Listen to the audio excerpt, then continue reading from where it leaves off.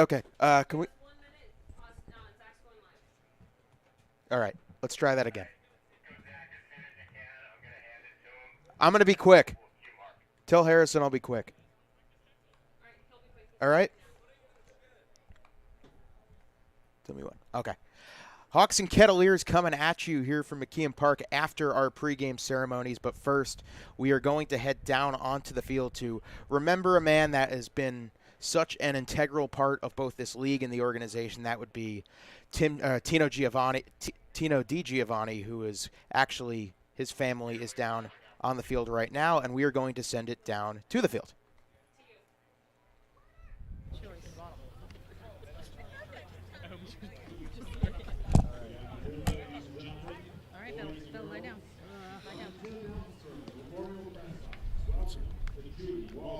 You are live. This is live, so whenever he's done talking, it's all yours.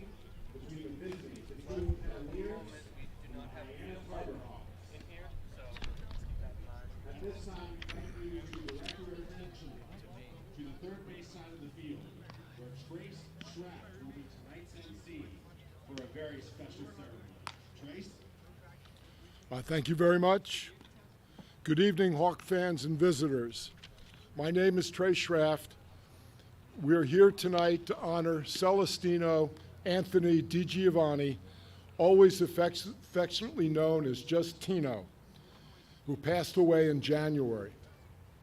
I had the pleasure of working with Tino for many years on the Hyannis Harbor Hawks advertising book and other yearly fundraising activities. We are pleased to have so many of Tino's family members here tonight, including Terry, his wife of 60 years, and his daughter and his 4 daughters, Marcy, Lisa, Gina, and Maria. While looking for a Cape League team that needed volunteers, Tino and Terry connected with the Hyannis Mets in 2003. How lucky that was for everyone. They started hosting players, and over the next 20 years, they would host more than 30 players in their lovely home in Craigville Beach. Tino became even more involved with the Hawks and later served as president and then general manager for many, many years. Next to his family, the Hyannis Harbor Hawks became his priority and his second family. Look around this ballpark tonight, and almost everything that you see, Tino had something to do with. The beautiful lights you see were donated largely by the Yawkey Foundation, and through Tino's contacts in 2008, he was able to get them installed thanks to Sam Trawick and Hub Construction. They also serve as a second home to Ozzy the Osprey and his family. Next came the construction of the skybox and the deck, the first of its kind in the Cape League. The renovated dugouts were another project Tino was behind, and finally the spectacular video scoreboard. Tino always had a vision for improving Judy Walden Scarafile Field at McKeon Park. You could see the wheels spinning as you talked to him about the ballpark. It was his baby.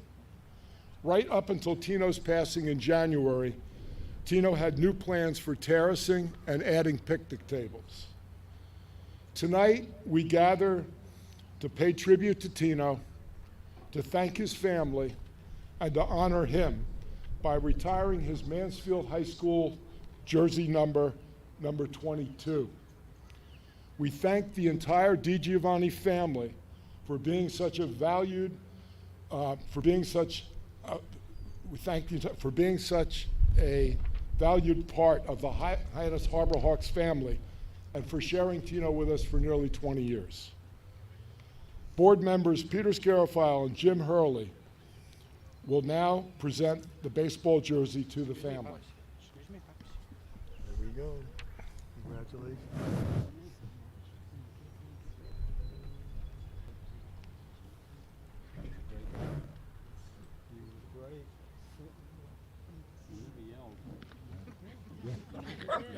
Not even at me.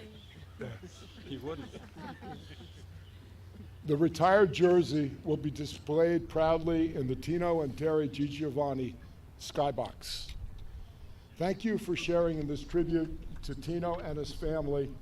There will never be another Tino.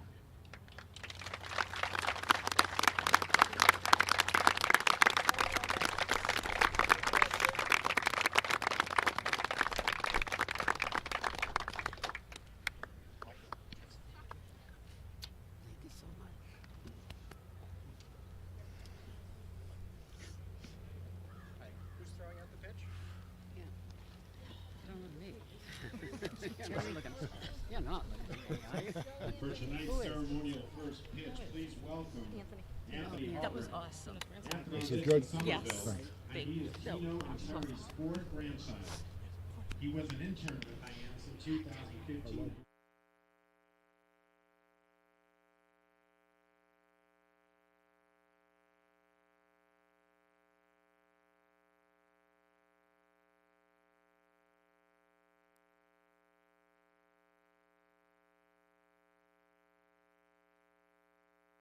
I'm broadcaster Drake Toll, and this is a broadcast of Hyannis Harbor Hawk Baseball on the Hyannis Harbor Hawk Baseball Network. We'd like to take time to thank the Cape Cod Baseball League's corporate sponsors, including Curry College. Curry College is where you go to become anything you want. Curry prepares students to engage in successful careers with learning beyond the classroom. Explore undergraduate programs, NCAA Division III athletics, and continuing education and graduate studies, including fifth-year master's programs at curry.edu. Franklin Sports. The Hyannis Harbor Hawks would like to thank Franklin Sports for their sponsorship of the Cape Cod Baseball League. Franklin is yet again the proud official batting glove sponsor of the Cape Cod Baseball League. Throughout the summer, all 10 Cape League teams are wearing their own custom team batting gloves, courtesy of Franklin Sports. Cape Cod, the major leagues, only the best hitters in baseball wear Franklin gloves. Thank you for tuning into today's game in the Cape Cod Baseball League on the Harbor Hawk Baseball Network.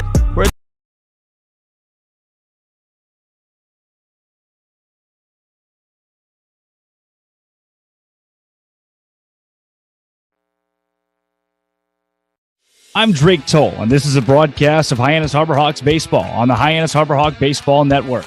We'd like to take time to thank the Cape Cod Baseball League's corporate sponsors, including Coca-Cola Bottling of New England. Cape Cod Coca-Cola thanks you for supporting the Cape Cod Baseball League. Cape Cod Coca-Cola has been proudly refreshing the community for over 30 years, and we're honored to support the CCBL and many other wonderful organizations on the Cape. Fairway Financial. Fairway Financial is a proud national sponsor of the Cape Cod Baseball League. If you want to hit a home run with your retirement income plan, visit fairwayfinancial.net and ask for owner and host family sponsor Steve Enzuoni, Cape Cod's retirement income specialist. That's fairwayfinancial.net. Thank you for tuning in to today's game in the Cape Cod Baseball League on the Harbor Hawk Baseball Network, where it's a great day to be a Hawk. Welcome back inside the Tim Elstrom broadcast booth here on a blustery, kind of chilly Saturday night at Judy Walden Scarafile Field. Of course, it is the first meeting between the Harbor Hawks and Kettleers this season. Hyannis coming into this one 2-2-1. Cotuit 4-0. Of course, they did not play last night due to a weather postponement. But, hey, the Harbor Hawks last night, and before we get into that, I'm Zach Berman alongside Austin Takuda. A very bundled up Drake Toll. It's cold. Yeah. Yeah, you're from Arkansas. You ain't used to this. Bria Losick down in the baseline, and last night the Harbor Hawks pulling victory from the jaws of defeat, a 4-3 walk-off over the Falmouth Commodores.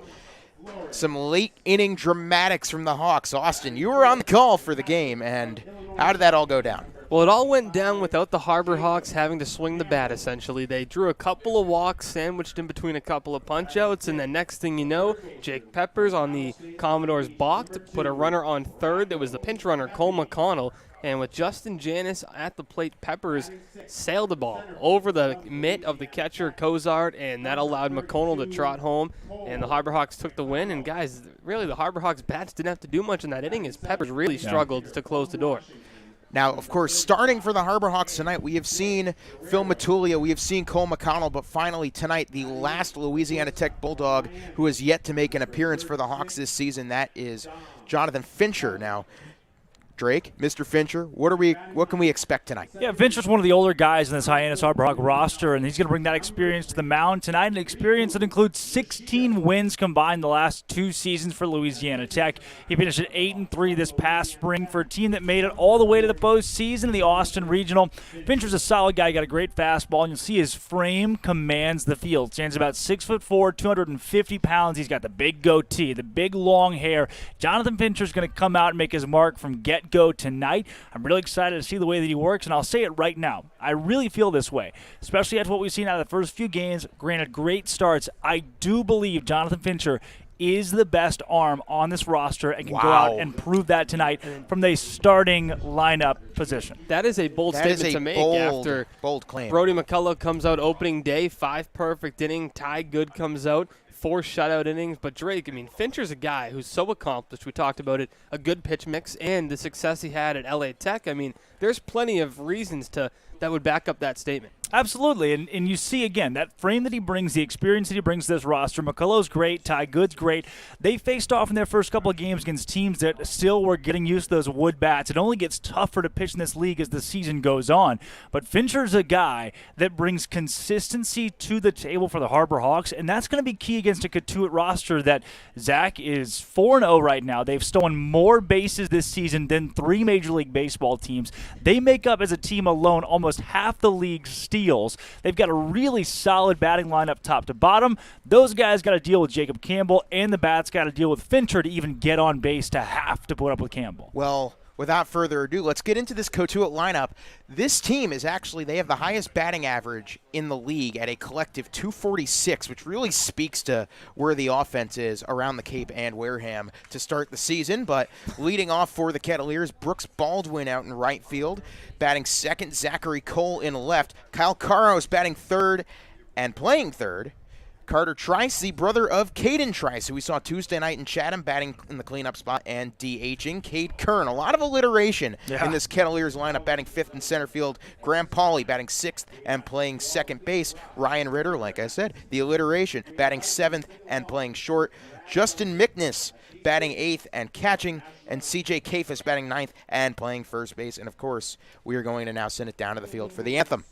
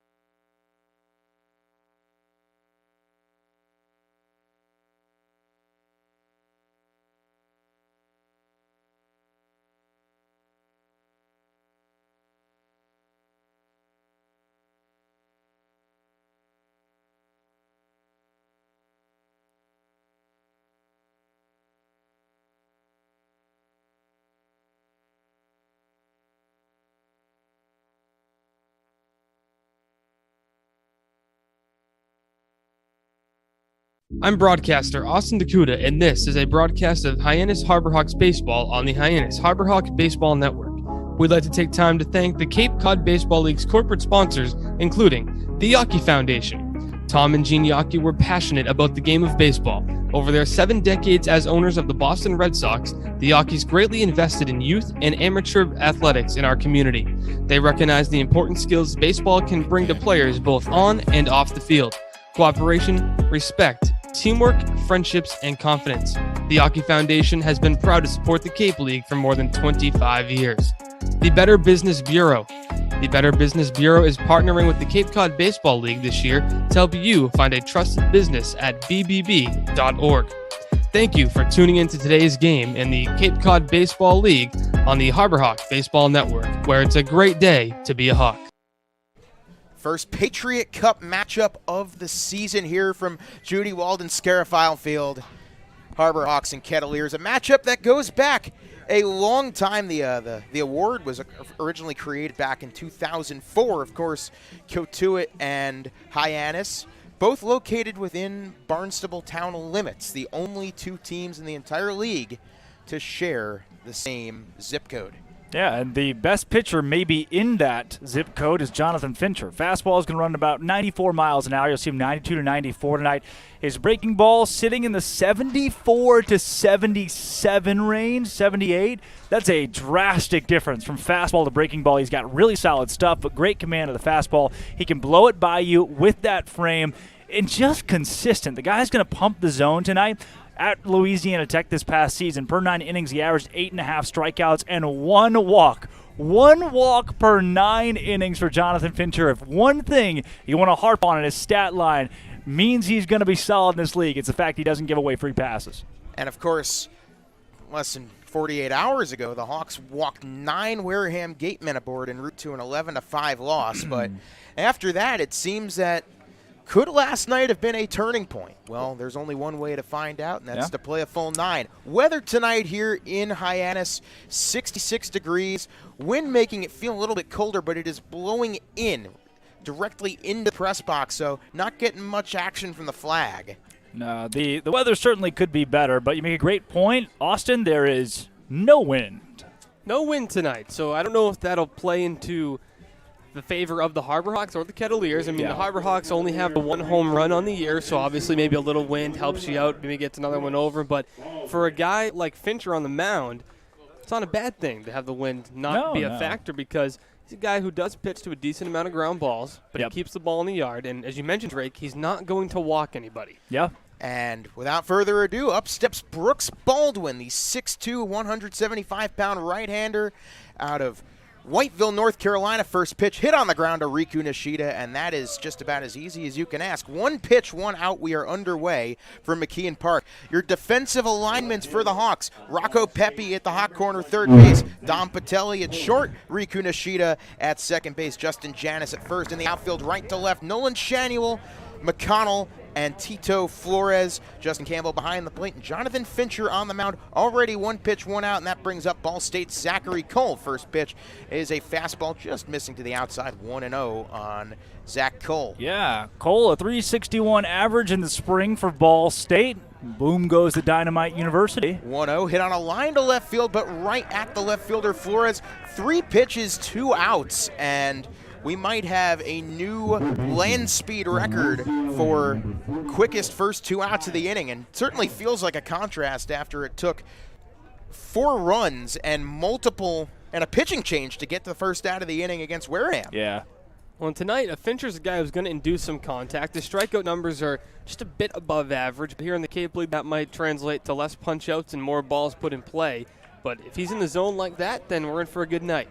First pitch to Kyle Caros, called a strike. Kyle Caros coming from a baseball family, of course. That would be his dad, Eric Caros, former Dodgers star, former UCLA Bruin. Hits it on the ground, and Nishida fields, fires. How about that? 6 pitches is all it takes for Jonathan Fincher to work a 1-2-3 frame. No runs, no hits, nobody left on after half an inning. Hawks are coming to bat. No score from McKeon Park. I'm broadcaster Drake Toll, and this is a broadcast of Hyannis Harbor Hawk Baseball on the Hyannis Harbor Hawk Baseball Network. I'd like to take time to thank the Cape Cod Baseball League's corporate sponsors, including Curry College. Curry College is where you go to become anything you want. Curry prepares students to engage in successful careers with learning beyond the classroom.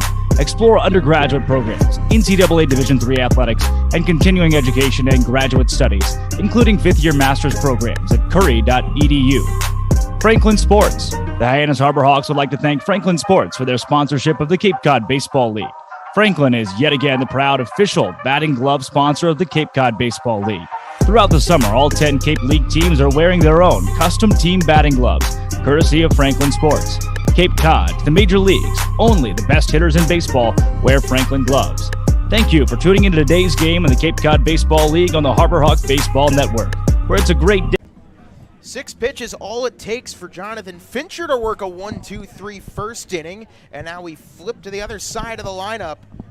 Cade Morris on the bump for the Kettleers. The lineup he will face: Nolan Shanuel leading off in right field, Justin Hyannis batting second at first, Tito Flores batting third in left field, Jacob Campbell batting cleanup and catching, Rocco the Juice Rabbit Pepe batting fifth at third base, Cole McConnell batting sixth at center, AJ Guerrero batting seventh, designated hitting tonight, Dom Patelli batting eighth at short, and of course, Mr. Nishida batting ninth and playing second base. So, on Cade Morris, Mr. Toll. Okay, yeah, on Cade Morris, yeah. Well, Cade Morris is a right-handed pitcher, Drake, and one of the things that benefits the Harbor Hawks in this situation is you got a pair of left-handers to start it off. You have Nolan Shanuel and Justin Hyannis, and now with Justin Hyannis, this is the first time in his career this season that he's hit in the two-hole. At Illinois, he batted cleanup. Before that, he's always a three-hitter in his lineups in the four spot. So I asked him about that. What's it like hitting in the two spot? And he said it's not really any different for me. I just see more fastballs. Yeah. Cade Morris has already gotten one start under his belt here in the Cape Cod League. Started a game, went 4 1/3, allowed 3 hits, but he walked 4 over the course there, and he gets a pretty generous call there for strike one. First pitch, a called strike to Nolan Shanuel. Shanuel, of course, former Fringe Team Gonna USA be one of those guy. nights, huh? Here we go again. The 0-1 to Shanuel, swinging a high pop foul down the left field side, out of play. Count quickly 0-2. Shanuel, an RBI single last night, and when hits with runners in scoring position seeming to come at an utmost premium for the Hawks, you really feel that's a sign of things to come. You hope so. He couldn't get it done last night with one in scoring position in the ninth, though. You know, the opportunity with one out. Bottom 9, tied ball game, ended up striking out, so that first called strike, probably not the best way to greet Mr. Shanuel, but he fights one off to stay alive here.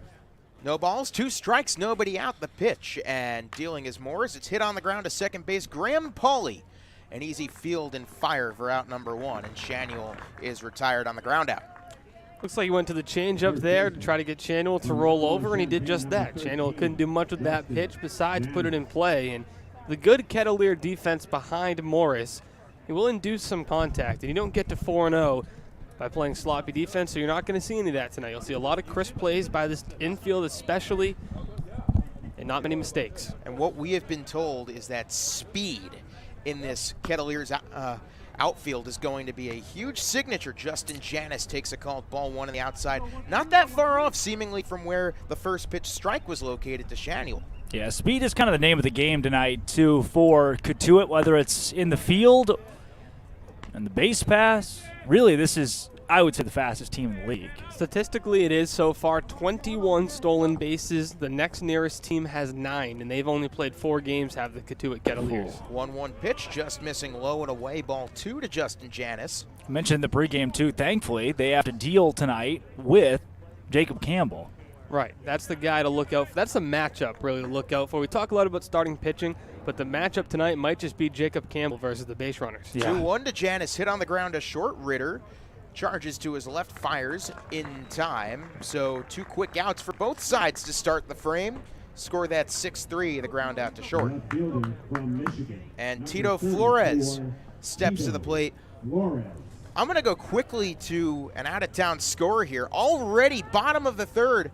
How about YD, a 7-0 lead on the team the Harbor Hawks will get 2 against tomorrow, the Harwich Mariners. That's a way to wake up, huh? You know, Harwich had one of the best rosters on the Cape until, things changed real quick. And you get some fringe Team USA guys who decide to leave the Cape, or guys that expect to be drafted in pretty comfortable positions who also opt out in the first couple of weeks, and they've dealt with their fair share of that early. First pitch to Flores, a called ball 1. 1-0 to Tito, and that's slapped foul down the right field line. You know, this may be odd to say, but seeing a guy in Cade Morris whose fastball runs as high as 97 miles an hour, for a lot of these guys who are facing SEC pitchers, ACC, Pac-12, they see that day in, day out. You throw 88 against them, they're going to jam up. Maybe seeing that kind of speed, especially out of a starter, could be healthy to get these guys back in a groove of facing somebody who can pound the zone with really good velo. Tito takes a breaking ball inside, count now 2-1, 2 outs, bottom of the first, no score here between the Hyannis Harbor Hawks and Cotuit Kettleers. Morris deals a 2-1 breaking ball. Did that get Tito, or what's the call? I think they're going to say he checked his swing foul, count 2-2. Yeah, hit the knob of the bat or just above the hand, somewhere in that area, unfortunately for Tito. But he's coming off a good night. He had that ball that he put in play in the 8th inning. It was a single, and it went by the center fielder Pinckney, a guy who had made 0 errors at Alabama and couldn't get the glove down in time. And thanks to Tito, the Harbor Hawks tied it up, and he gave him a chance to win it in the 9th. Big hits in big spots. Here comes a 2-2 pitch. Morris sets and deals, and that's lined into center field.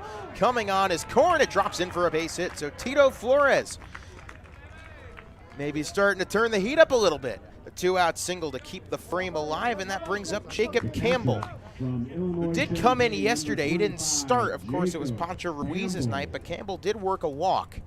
Campbell in the cleanup spot tonight. As we mentioned, his Illinois teammate who we saw earlier in the inning, Justin Hyannis, in the 2 spot. And these guys are used to batting right around each other in the order, as during the season at Illinois, it was Hyannis in the 4 spot, Campbell in the 5 spot. Yep. And he's in that spot for a good reason. He had a streak this season where he hit a home run in 5 straight games. First pitch to Jacob Campbell. There's that fastball called a strike at the knees. Count 0-1. Let you know, too, Flores with that hit ties for top on the team with Hyannis for being number 1 in hits. He has 5 now this season.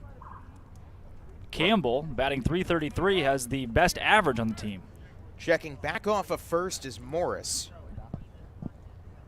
Of course, Harbor Hawks can steal some bags, but not nearly at the rate that their crosstown Kettleers can. No balls, 1 strike, 2 outs the pitch, and Campbell takes low and inside on the fastball, count 1-1. Really good eye there from Campbell. Really good crowd on hand tonight at McKeon Park. Yeah, both sides. They Both filled up sides. quick. Kettleer fans travel well, and of course, in the same town, it's not too hard to find the ball field. Yeah. 1-1 pitch, and Campbell takes a breaking ball called strike. Nice placement, nice frame.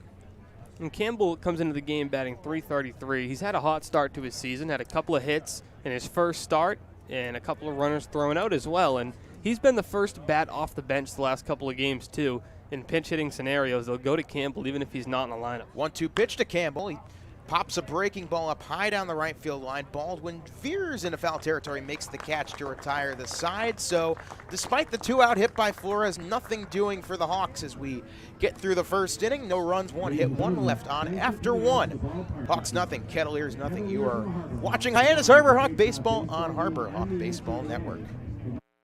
I'm sideline reporter Bria Losick, and this is a broadcast of Hyannis Harbor Hawks Baseball on the Hyannis Harbor Hawk Baseball Network. We'd like to take time to thank the Cape Cod Baseball League's corporate sponsors, including Cape Cod 5 Cent Saving Bank. Cape Cod 5 is proud to be a long-standing supporter of the Cape Cod Baseball League and its contribution to the local economy as a treasured summer attraction. Cape Cod 5 is a community bank serving customers throughout Cape Cod, the islands, and southeastern Massachusetts. Founded in 1855, the bank's mission is to enrich the lives of those it serves while contributing to the health and vitality of its communities.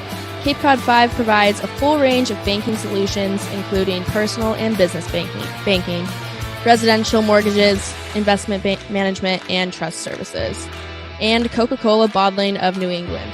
Cape Cod Coca-Cola thanks you for supporting the Cape Cod Baseball League and for refreshing yourself with ice-cold Coca-Cola products.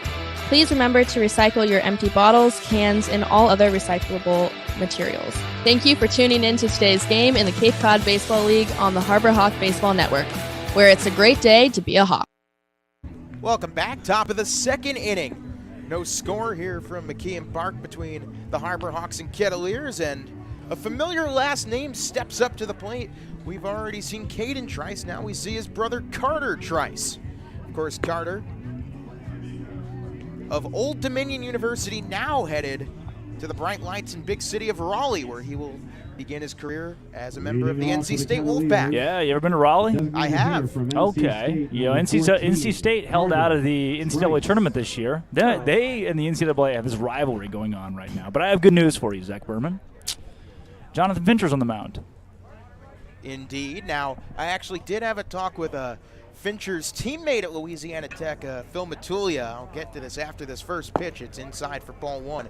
So last summer, they all played summer ball together down in Texas. Of course, Fincher, Matulia, and Cole McConnell. And they all received spirit animals. Oh, wow. They as that's wrapped to short. Botched there by the shortstop Patelli. It's a high throw and safe at first is Trice. A rare miscue from the Miami shortstop Patelli. Yeah, it came up on him a bit and popped out of the leather, but Center fielder. unfortunately for Patelli, his recovery throw probably wouldn't have been in time anyways, and he did airmail it. That's an error charge to the shortstop. Yeah. So an E6 ruled there on Patelli, his first of the season. Probably not something we're going to see that often. Not at all. He's a very fine defender. We saw a game last night where the Harbor Hawks did not make an error through 9 complete innings, so an unusual mistake. Runner goes. Here's the throw to second. It's a good one, and in time. Starting early. There it is. Welcome to Hyannis. You can't do that here when Jacob Campbell's behind the dish. Jacob Campbell a BV to second base, and Riku Nishida applying the tag. Trice down on the caught stealing. Well, the Kettleers come in. We talked about it. 21 stolen bases, leads the Cape by 12. You knew they were going to run, and they knew that Jacob Campbell has the best shot on Cape Cod at limiting them on doing so, and he doesn't waste any time. Got him by a good deal again. Make that 3 for 3 for the Illinois catcher on catching base stealers going. Already an 0-2 count on Cade Kern. Here's the delivery from Fincher outside 1-2. Kern, a tough start to the year. He's batting .083. The rising junior at The Ohio State University out of Archbold, Ohio. The 1-2 from Fincher. Oh, fastball just missing outside. Yeah, not by much, huh? Not by much indeed. Yeah, at least we're not beating around the bush tonight. We'll just get this going Count in the second 2-2. inning. Huh? Jeez. 2 balls, 2 strikes, 1 out, no score. The delivery to Kern. It's a called strike 3 at the knees, freezing him on the breaking ball. 2 down. Sometimes you gotta throw it twice in one spot to really get a good look at it, right? Yeah. Whatever works. When you see Blue pondering it, you go right back there and see if you can get the call, and he did right there. That brings up Graham Pauly, the Duke Blue Devil. His first at bat today. Of course, a leadoff reaching on an E6 for Carter Trice before he was gunned down at second by Jacob Campbell, just being Jacob Campbell. Yeah. Pauly bats left, throws right.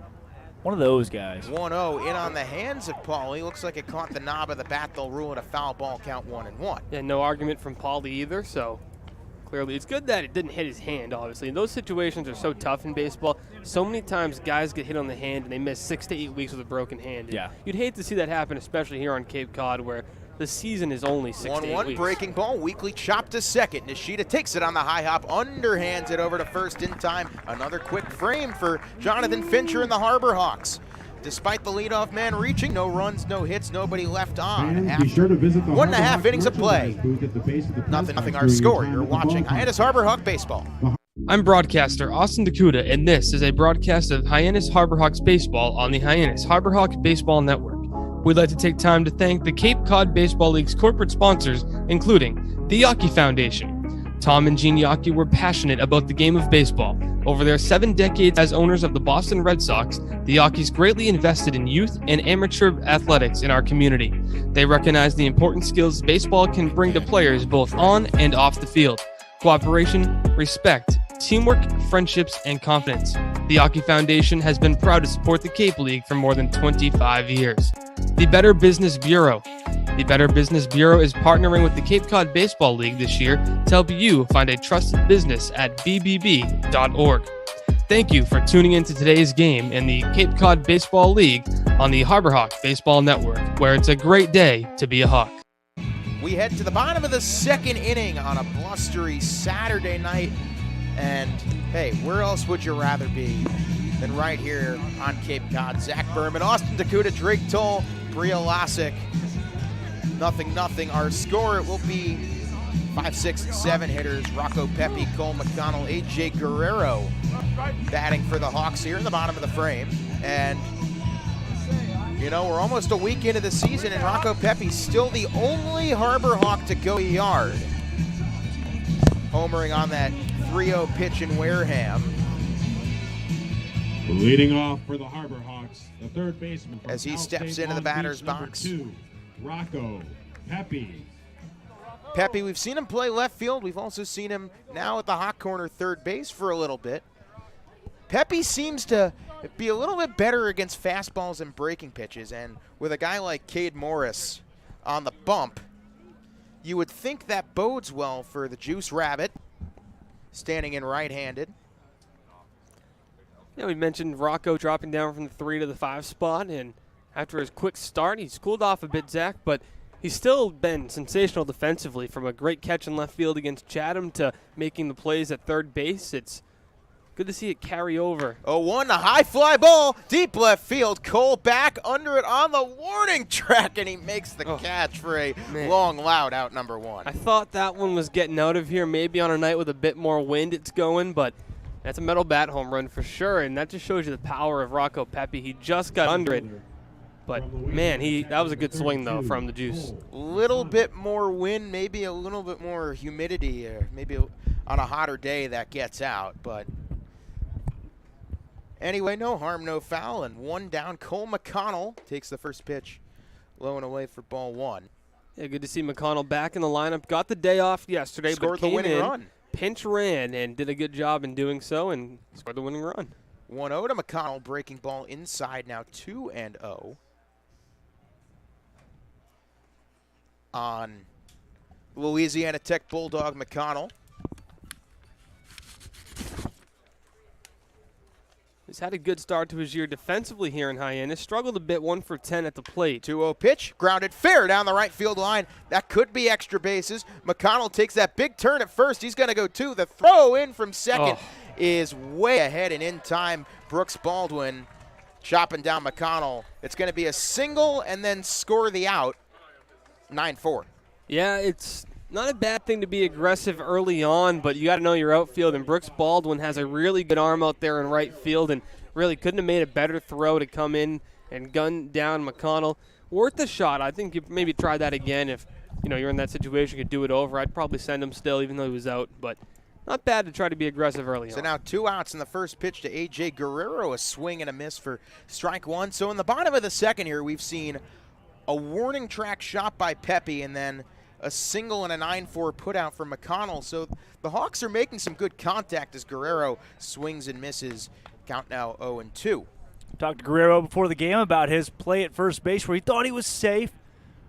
That's the one that pulled the first baseman off the bag and said he's looking for revenge today to try to get back in a position where he's on base and on base safely and securely without question. That pitch down low gets away from the catcher, Mickness. The count now 1-2. It's the bottom of the second inning.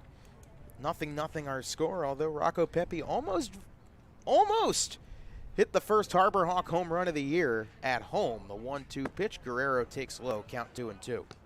The pride of Fife, Washington, A.J. Guerrero. Washington, Thank you. Fife, all notable hometown of Mark Emmert. Yep. 2 balls, 2 strikes, 2 outs. The pitch is sprayed foul right field side. Out of play. We do stay 2-2. A.J. Guerrero, one of the better freshmen in the Pac-12 this past season at Washington. The opening line of their fight song is "Bow Down to Washington."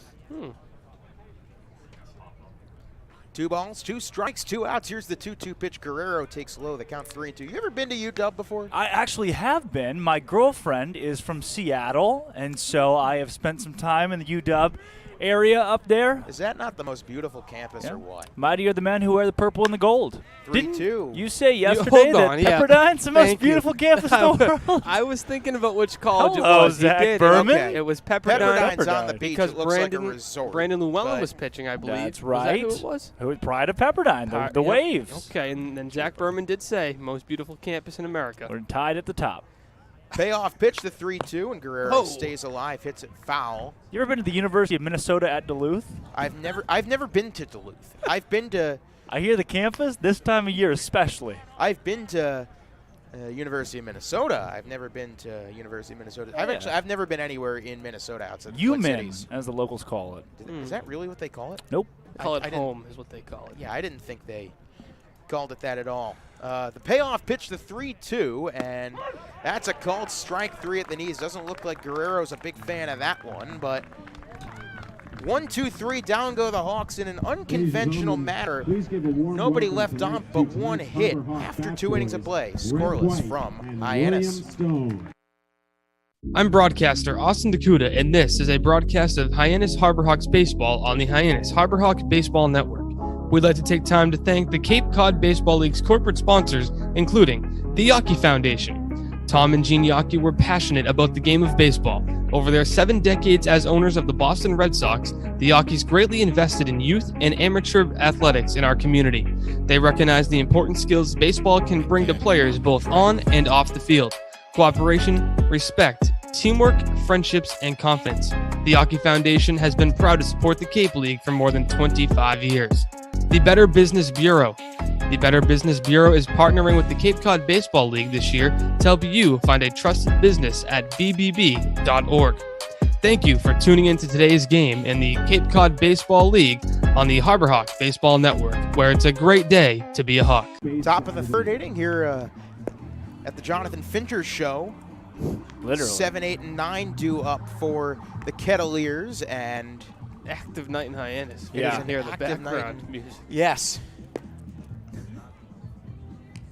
You know, Fincher played his very first post-high school baseball in Lake Erie. Lake Erie? the Monarchs Yep. of the Great Lakes Summer Collegiate League, That is correct. How'd you know that? because I looked off your screen. Ah, that's what it was. For some reason, my Wi-Fi's going at half the speed as y'all's is tonight, so Oh, I hear we have a great router here, too. yeah. First pitch to Ryan Ritter, the shortstop, called strike, count 0-1. The native of Evergreen Park, Illinois. He's spent last summer with the Fond du Lac Dock Spiders of the Northwoods League. I take that back, summer 2020. Yeah. Fond du Lac. Fond du Lac, Wisconsin. Ah, yes. Last summer, he was actually a Kettleer, played in 31 games out here in Cotuit. The 1-1 swung on and missed, count 2-1. This summer, he's played in 4 games. He's batting .286. Already 1 RBI, 2 doubles, 4 hits. He was one of their best last summer here in Cotuit, and defensively, too. Wraps that to left field, coming on Flores. He's not going to be able to get it. Drops for a hit. A big turn at second, and heading to second. The throw is not in time. What a pick by Riku. Really close play. It shouldn't have been a close play, but Riku made it one.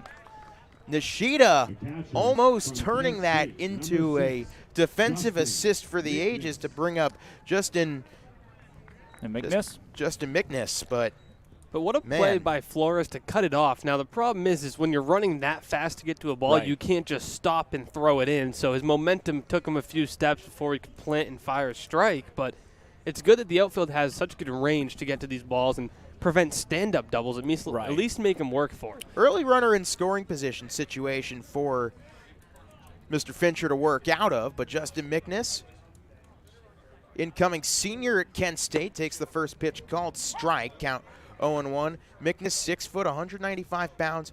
Bet .290 this past season for the Golden Flashes, if I have that nickname correct. 8 home runs. Yeah, it looks like this season he's really keen on swinging at the changeup inside. 89% of the time he gets one of those, he takes a big hack at it. 0-1, and there's a breaking ball dropping in over the plate. A called strike, count now 0-2 on Mickness. Runner off a second, Ritter with the leadoff double. No balls, 2 strikes, nobody out. Fincher checks now off a second and deals the 0-2. Swung on a high pop in the infield. Riku calls everybody off, makes the catch, 1 down. I was going to say, you think Riku's got that He one? played hopscotch on the way. First baseman. Little, I don't even know what you, pas de bourrée, kickball change, and then made the catch. Were you good at kickball growing up, Drake?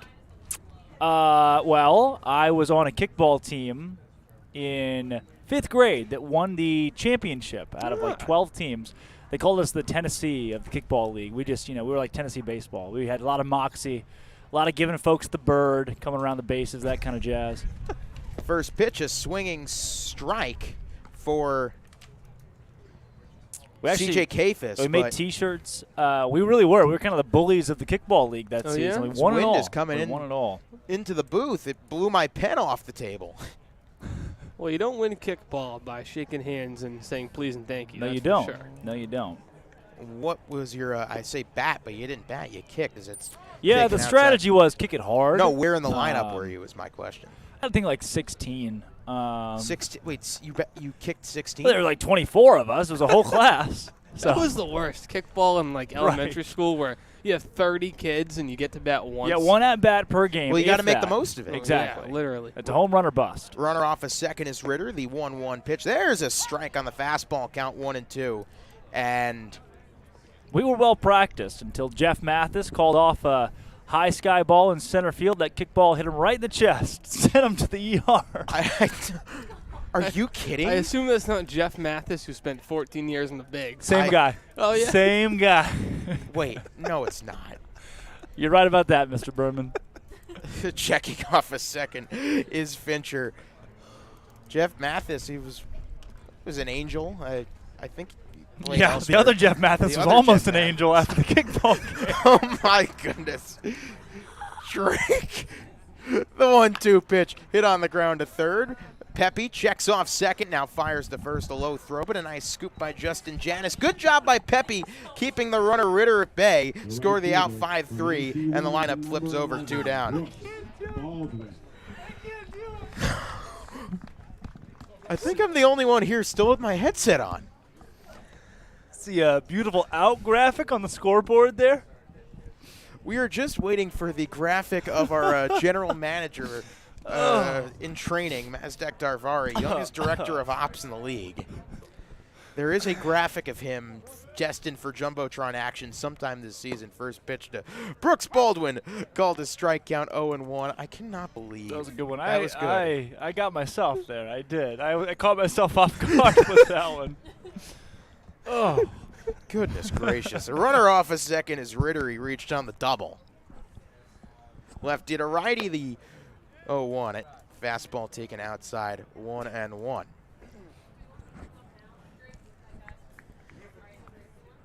Baldwin batting .353 in 4 games this season, so off to a hot start. 6 for 6 on stolen bases this season. Now time called.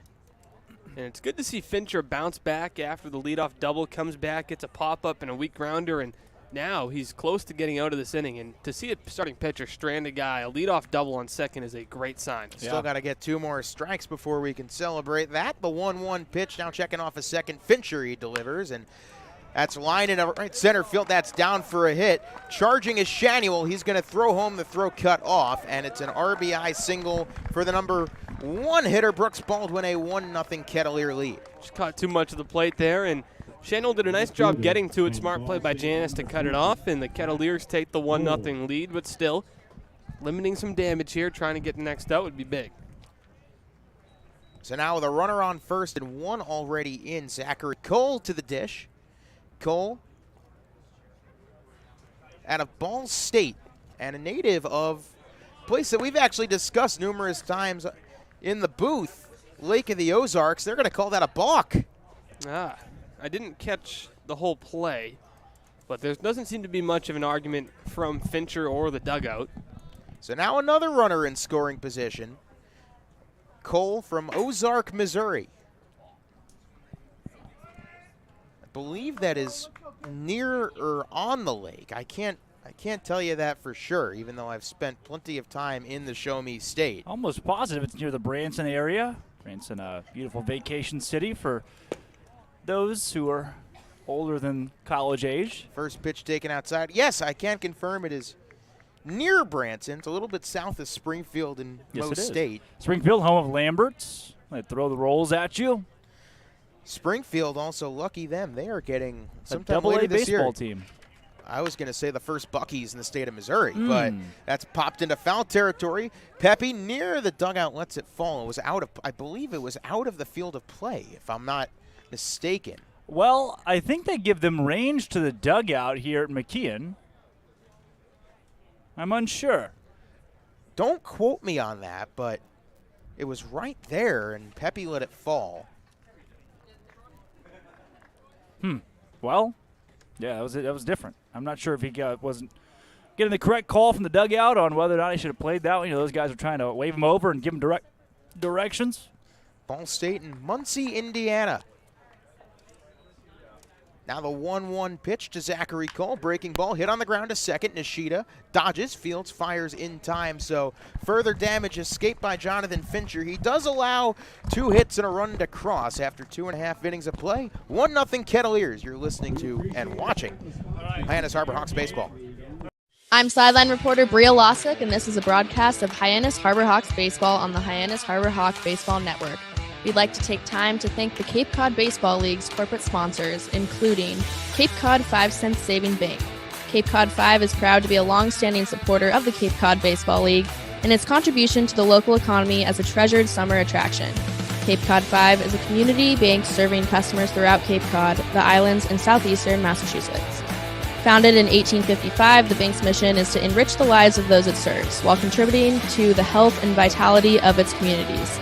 Cape Cod 5 provides a full range of banking solutions, including personal and business banking, residential mortgages, investment management, and trust services. And Coca-Cola Bottling of New England. Cape Cod Coca-Cola thanks you for supporting the Cape Cod Baseball League and for refreshing yourself with ice-cold Coca-Cola products. Please remember to recycle your empty bottles, cans, and all other recyclable materials. Thank you for tuning in to today's game in the Cape Cod Baseball League on the Harbor Hawk Baseball Network, where it's a great day to be a Hawk. Welcome back inside the Tim Elstrom broadcast booth. Zach Berman, Austin Dakuta, Drake Toll, Bria Losick down on the field, and joining us in the booth, Sam Majeski, who, there we go. Got to tell you, what a story. And I got to ask, because the 8, 9, and 1 hitters due up for the Harbor Hawks. We start with Don Patelli, but Sam grew up on the Cape. I did. And you finally got to accomplish that goal of pitching in a Cape League game. How did it feel? To be honest, in the moment while I was warming up in the bullpen, I wasn't trying to think about it all too much. Definitely was a big moment for me. I was looking forward to that moment for all of my collegiate baseball life, or my baseball life for sure. Just trying to focus on the pitches I was throwing, the situation in the game. Kind of the game was out of the hand, but going in the game was an awesome feeling. Just throwing strikes, trying to throw strikes at least. And I think I got the feeling once I was off the field, and it was a success. Once I got that strikeout, it was a great feeling. You know, Sam, talking about how you used to go to baseball camps on the Cape growing up with these teams and seeing them play, and I remember you remarked to me that your one true dream wasn't necessarily to play in the big leagues, but instead to put on a Cape League jersey, and to see that come true and to fruition now in your career and your family in attendance too. There are a lot of emotions that come with that. For sure.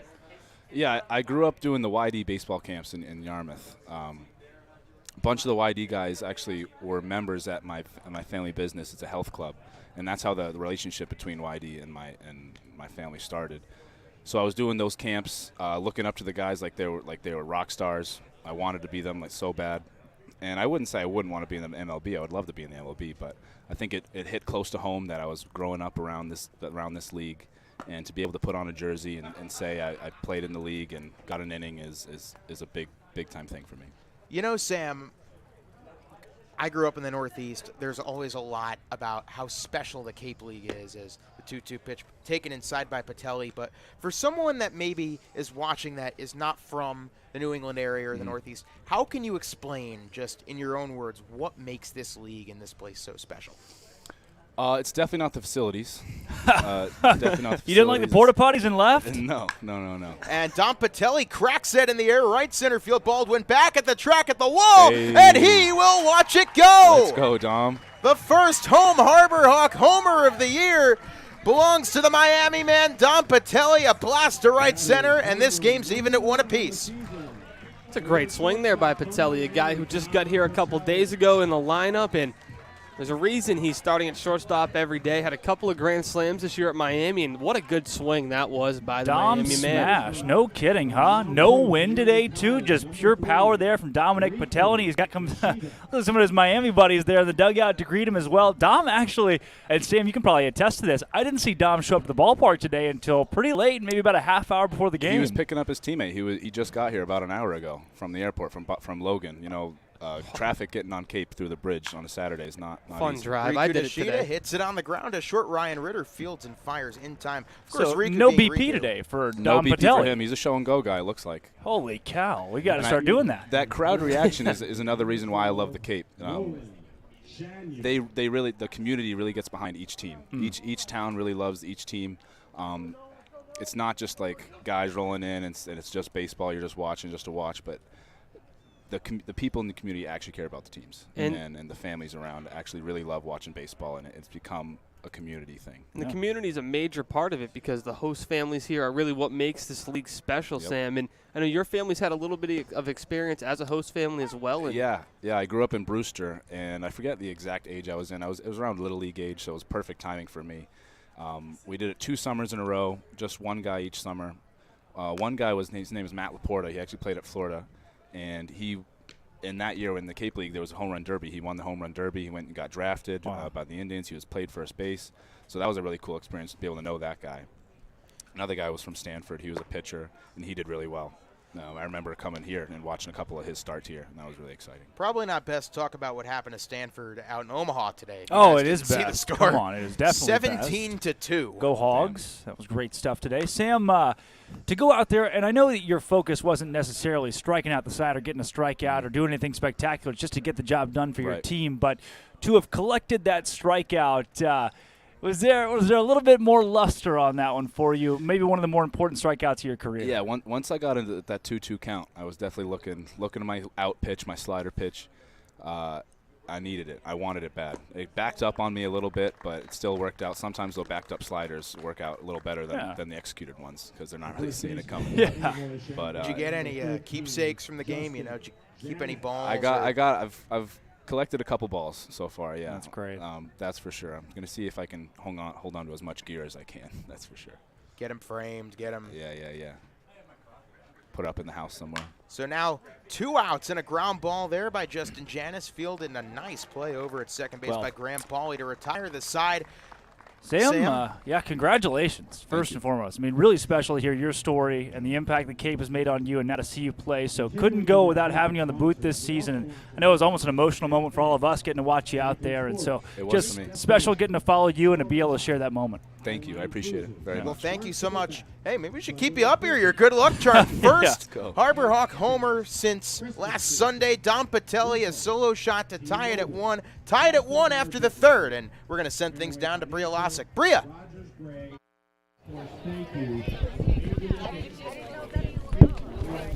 I can't hear you.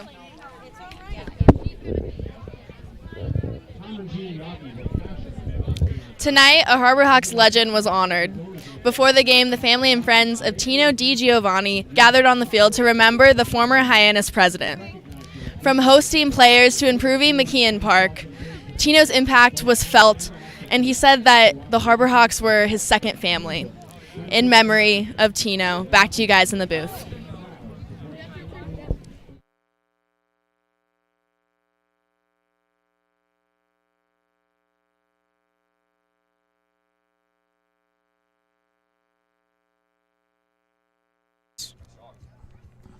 Top of the fourth inning, 1-1 our score, and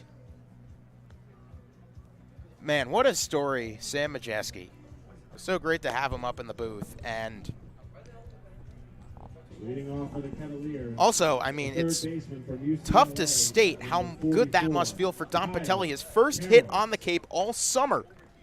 Yeah, it was the perfect time. Ties us up at 1 apiece now, and you give your pitcher Fincher a bit more confidence playing in a tie game now. Comes back for his 4th inning of work, and really just the one blip on the 1 run in the 3rd. And the defense behind him, Fincher could have another clean inning here and work a bit further.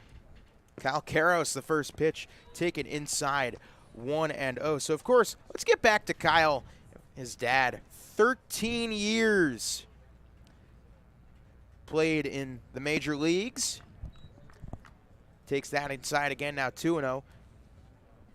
Kyle chose UCLA because it had the best combination of location, baseball, and academics. Big fan of a Travis Scott and Jay Biebs, Justin Bieber, as he fouls that down the left field line, 2-1. Yeah, he's a really balanced hitter, too. Sprays. He's got 44% pull, 27% to center, and 44% oppo. So really even splits in the spring for Kettleers. Balanced music taste, balanced hitter. And 2-1 pitch taken outside 3-1. The Travis Scott and Justin Bieber, were little those bit the of two? everything. Okay. Yeah, Hey, I balance saw there. Travis live in Kansas City a couple years ago. Live He's to tell pretty a good. tale. It's pretty good. 3-1 pitch to Kettleers, and that's line to left field, a base hit. So Kyle looking just like his dad in the batter's box, laces a leadoff single. Well, when you're ahead in a 3-1 count like that, you're probably going to get a fastball. And that's what he got, and he didn't miss it. Put it in between short and third, and good clean hit. And now if you're Fincher, got to come back and try to get an out here. Don't want to get to another position where you have a man in scoring position and nobody out. That's how the one run has come across. That was Ryan Ritter. And Trice here again, Old Dominion guy. Junior year, 291 average, but a 397 OBP. That's because he had 31 walks on the year. Did strike out 55 times, though. First pitch, a called strike to Trice. Of course, Trice reached on the Patelli error and then was promptly thrown out at second base by Campbell. But how good do you think that must feel for Don Patelli? You have an error, and then you immediately get it wiped off and hit a homer in your next plate appearance. Yeah. It's pretty big. I mean, for Patelli, he's not a guy who makes a lot of errors. I mean, he was brought up here. Number one, his defense is outstanding. I mean, he was on SportsCenter top plays, regularly regarded as one of the best defensive shortstop in his conference. And to have him with the bat as well is a big bonus because he's going to hit around the 8 spot in the lineup, 7, 8, or 9. And if you can get some production there, that's huge. 0-2 to Trice. Checking back off first is Fincher. You know, that was Cotuit's first earned run Wow. in a little bit. The second overall on the season. I believe that was also the first home run they've given up all season. Swing and a miss, so Trice goes down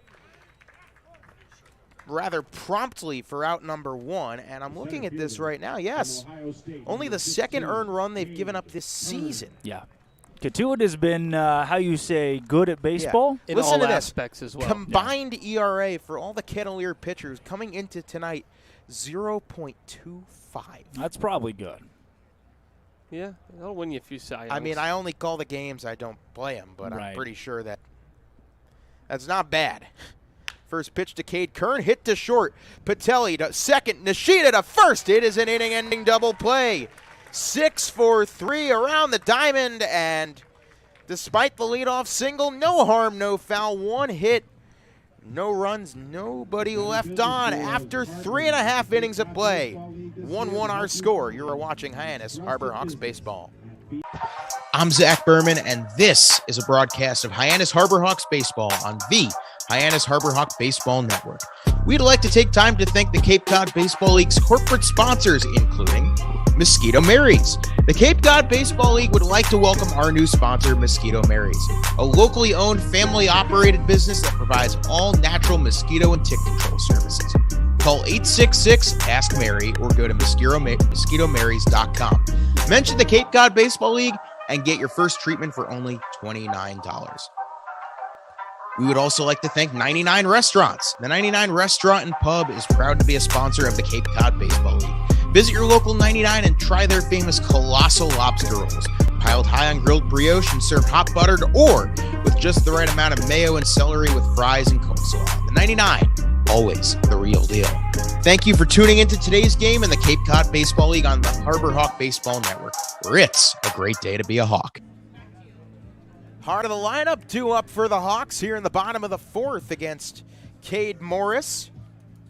1-1 our score, and how do you follow up an inning that resulted in the first home run of the season at home for the Hawks? Yeah, we'll see if they can put up a couple here. Tito Flores get another opportunity, and then Jacob Campbell behind him. Not a bad spot to be in the lineup. And looking at the leaderboards across the Cape Cod Baseball League this season and checking the scoreboard too, YD now up 8-0 on Harwich. Falmouth is down to Wareham 3-0. Bourne and Orleans scoreless. Brewster on top of Chatham 1-0 early in that one. But Cole Carrick from YD batting .455 in the top of the league this season. Alex Freeland from Brewster, the only player on the Cape with more than 1 home run. He's got 2 of them. A few of these Cotuit guys have a few. And then RBI-wise, Grayson Tatro from Brewster has 5. And got a good one from Harwich has 5 as well. First pitch to Tito Flores, hit to third. Karros, the long throw in time. What a play. Yeah, this Karros is not doing too much to throw that ball across the diamond to. He didn't see a ton of zip on the throw, but he knew how much time he had and was wise to put it on the money at a speed that worked out to get the out. And look at Rocco Juice Rabbit Pepe in a Michigan helmet right now in the on-deck circle here to our left. I'm not sure if he'll bat with it. I hope that he does, as Jacob Campbell's up now. Well, what a goober. Here's to the maize and blue, should I say. First pitch to Campbell shows bunt. Oh, gets brushed back a little bit. Ball 1 taken up high. Brushed the umpire back, too. Some news for you, too. Brandon Llewellyn leads the Cape Cod Baseball League with 8 strikeouts. They haven't changed it. That's, in fact, Ty Langenberg deserves 6 of those 8. Yep. But Brandon was great yesterday. So they've given him credit. First pitch was a ball. Second one a swinging strike. Campbell now 1-1.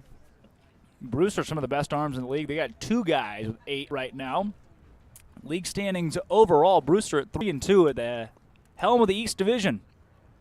1-1 pitch taken low by Campbell for a called ball 2. So regardless of how tonight's game ends here, barring a crazy comeback by the Harwich Mariners, the Harborhawks can expect to see a pretty revenge-driven bunch tomorrow afternoon for the doubleheader. Yeah. I mean, Harwich consider themselves to be one of the best teams on the Cape coming into the year, which I know everybody says they have the opportunity to be there, but to my eyes, they had one of the top 3 rosters on Cape as well. And then Cotuit, Team USA. Right. Cotuit, Harwich, and Hyannis were 3 that I was really looking out for, and Harwich was gutted. 2-2 pitch to Campbell. That's hit back up the middle. Past the diving Ritter into center field, a base hit. Wow. Ritter, it looked like at the end, was more focused on the dive and getting the glove on baseball because he was not close to making that play. And I thought he had enough room to do it, but felt like he kind of gave up on it there on the end, and the Harborhawks have a hit because of it. Yeah, I was a little bit hesitant to call it a hit because I thought that, like it you said, like it looks like Ritter time. had some time. Patelli makes that play with his range. I'm really confident in that. Well, here you go, Rocco Pepe. The Michigan man. The Michigan man by trade. Just missed a homer his first time. Shatters the bat, and it goes right to first base. How about that? So it was a comebacker to Morris. Pepe's bat absolutely evaporates on contact. Score the out 1-3 to end the inning. That is a double play. But my, oh my. That's unfortunate. Yeah. That's the only way Hate to to put see that those. one. That is unfortunate. Just a bad break. Nothing you can really do about that Just one. the handle of the bat, too. Yep. He had nothing left in that thing. 47 minutes in, Already and 4 innings deep. innings. Well, let's head to the top of the 5th. No runs, 1 hit, 1 left, or nobody left on.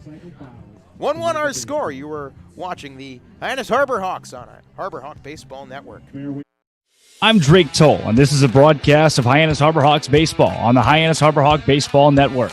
We'd like to take time to thank the Cape Cod Baseball League's corporate sponsors, including Coca-Cola Bottling of New England. Cape Cod Coca-Cola thanks you for supporting the Cape Cod Baseball League. Cape Cod Coca-Cola has been proudly refreshing the community for over 30 years, and we're honored to support the CCBL and many other wonderful organizations on the Cape. Fairway Financial. Fairway Financial is a proud national sponsor of the Cape Cod Baseball League. If you want to hit a home run with your retirement income plan, visit fairwayfinancial.net and ask for owner and host family sponsor Steve Anzuoni, Cape Cod's retirement income specialist. That's fairwayfinancial.net. Thank you for tuning in to today's game in the Cape Cod Baseball League on the Harborhawk Baseball Network, where it's a great day to be a Hawk. Top of the 5th inning already in a 1-1 ball game. Let's talk about that double play because it was a liner straight back to the pitcher, Morris.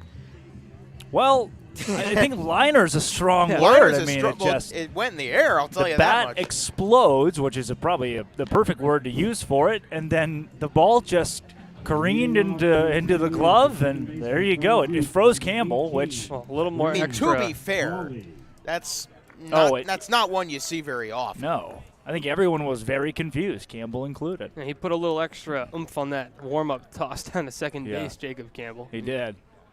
That was a pretty one.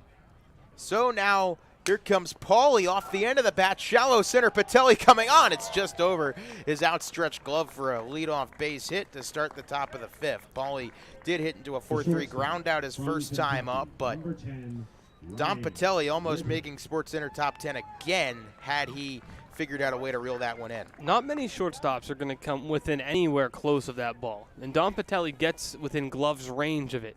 His speed, his quickness, his range, his ability to change feet quick and get back. So Ryan Ritter, already a double and a run scored, takes the first pitch and pops it foul right field side out of play. Large large visiting crowd on hand tonight, of course. Cotuit just right down the road. Austin was explaining to me, too, Hyannis was number 2 in the league in attendance last season, but this year they have been toward the bottom half, and because we big part of that is how they're counting attendance, Austin. Yeah, I don't know that we're counting it the same way as last year because this is a huge crowd here tonight, guys. Huge. Huge honestly, crowd. It's bigger than the crowd we saw in Wareham. It's bigger than the crowd sure. that I think Chatham, it might be even with Chatham that night gets in Chatham. crowds Wow. everywhere. They Chatham get a big was- crowd, but they didn't have as many as they typically do. Yeah, there's there no was way. a lot of empty seats. Usually also those early in the bleachers season. are packed in. So tonight's crowd, though, definitely approaching 1,000, I'd say. Oh, yeah, if not more, for sure. 1-1 Definitely one of the count. bigger you'll get. A lot of people here. The stands are pretty well packed Yeah. in, too. All the way down the left field line, there's lawn chairs.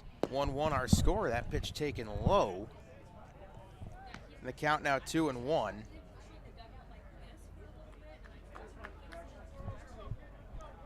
Fincher, another little nod off of first base is, of course, Paulie a threat to run. 2-1 pitch, and Ritter fouls it off again. Count now 2-2. Ritter, of course, a Kentucky Wildcat, teammates with a couple Harbor Hawks. Our starter from last night, Austin Strickland. Yep. Who's very impressive. We'll see him in the booth in the 8th inning. And you mentioned Paulie's ability to run, too. 5 stolen bases that past season at Duke. And for Ritter, another guy who's fast. 15 for 15 stolen bases But for the Wildcats. has he seen Jacob Campbell yet? Maybe. 2-2. He might Actually. have. I don't know. Fincher deals. That's line to second, and Patelli gets it past his glove for a base hit. Patelli looked like he misjudged the ball a little bit as he went down to a knee, and that ball never hit the ground until it got through the infield. I think they'll score that a hit. You have to. But at the same time, certainly a playable ball for Dominic Patelli, and one that he wants back as good as he is defensively. Yeah. It's a double play ball, too, if he corrals it. Goes down as a hit, and on that play, I mean, the infield here is a little unpredictable. You're going to see some high hops. As Sam Majeski said, the facilities are a little bit not perfect, I guess you could say. There's You're some gonna charm. There's some old world charm. Yeah, so you're not going to get the same hop every single time, so that's part of the issue. And I think Dom Patelli was expecting a short hop, but it took Didn't a get bounce any on hop. him. Yeah. Justin McNiss, the 8-hitter and the catcher at a Kent State, shows bunt, There you takes go. a strike, count 0-1. And this is an important now because then you get the number 9 hitter with a potential double play ball.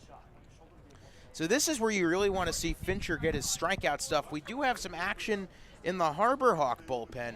Kettleer bullpen, not the case. Yeah, I think you'll see. Could see Langenberg tonight. Could see Emus. Bautista is also in there for the Harbor Hawks in the hot. 0-1 pitch, and it's a bunt, and it is a beauty. Only play is to first, and that's where the out is recorded. So now second and third, nobody out, or one out sacrifice, very successful. Yeah, frustrating how good that bunt was. That was beautiful. Yeah, nothing you really can do about it. I mean, everyone did their job defensively, right? Hyannis comes in, Riku covers the bag, and Fincher gets out of the way a bit so they can make the play. But what can you do about that situation now? Second and third, you got to try to keep this ball. You're going to have a mound visit here, but you got to keep this ball in front of your outfield, give them a chance to make the play on a Strikeout tag would be up. nice. Would be nice, but Well, that's the beauty of baseball, right? I having a conversation with someone a few days ago, and it's different from every other sport in the fact that there is an endless array of things could happen right now. There'd be a liner back to the pitcher, you throw it a second, get a double play. There could be a home run that scores 3 runs. There could be a Completely walk, puts a changes man the at first base. There is just we could sit here for an hour and talk about the possibilities of things that could happen. The ball could go under the fence and be a ground rule double. It just doesn't end. Whereas in other sports, you're a lot more limited into, hey, what could happen next? Could be an interception, a touchdown, this or that. Here in baseball, it's the magic of the game. And you can build that. You use your imagination for what could behoove my team the most coming up on the next pitch. And it could probably happen and is probably much more likely than any of those crazy plays that happen in other sports. Well, C.J. Kettleers out of Miami steps in, a 5-3 ground out his first time up. Potential sack fly situation, you gotta wonder. There's some good arms out in that outfield. Tito Flores and Nolan Shanuel left and right respectively. Yeah. Cole McConnell, no slouch out in center either. Beautiful breaking ball there from Fincher. Really liked that to start off the at-bat. Lucky to foul that one away was Minkness. He's probably sitting fastball on that, right? I mean, Right. you got guys on second and third. You don't want to miss with a breaking ball. And 0-1 on a bunch showed and pulled back, but barely missing low. Yeah, he got close to the zone right there. I think Campbell dropped it to check third. Had he framed it, you got a lot better shot at that call. Yeah. So off a third, Pauly, off a second, Ritter. It is a 1-1 game, top of the fifth. Fincher gets his signs and delivers. Another bunt shown. It's a squeeze play, and that might be one of the most beautiful bunts I've ever seen. And now caught up off a third, and between third and home is Ritter. There's a rundown. Going to second is Kettleers. Now tagged out, a run scores. And man, oh man, you want to talk about outcomes you don't think of. Yeah. No, exactly. I would like to know exactly the thought process. Now, it works out in the end for Rocco Pepe. It really did work out in the end. You get the lead runner out there on who would have been at third base, Ritter, but there was no chance that ball was going foul. No. That is one of the best bunts I have ever seen in my life. Yeah, that wasn't going foul. And like you said, Drake, if he lets that keep rolling, and you're lucky the guy took a big turn, Right. he's not getting the guy at first. So now you have runners on the corners. That was, oddly enough, the best case scenario in a worst decision possible. Baseball. Thank you, Coach Rocco Beatty Pepe. calls time. Right, for completely proving my point just made. So that I mean, did you even think of that? Well, we'll say that Rocco was a genius there to let it roll, understanding Ritter would overrun third base. We'll talk about the decision by Pepe. How about the decision by Ritter to run toward the baseball? Ritter's got to run past the baseball that's right there beside him. All Pepe had to do was basically pick it up.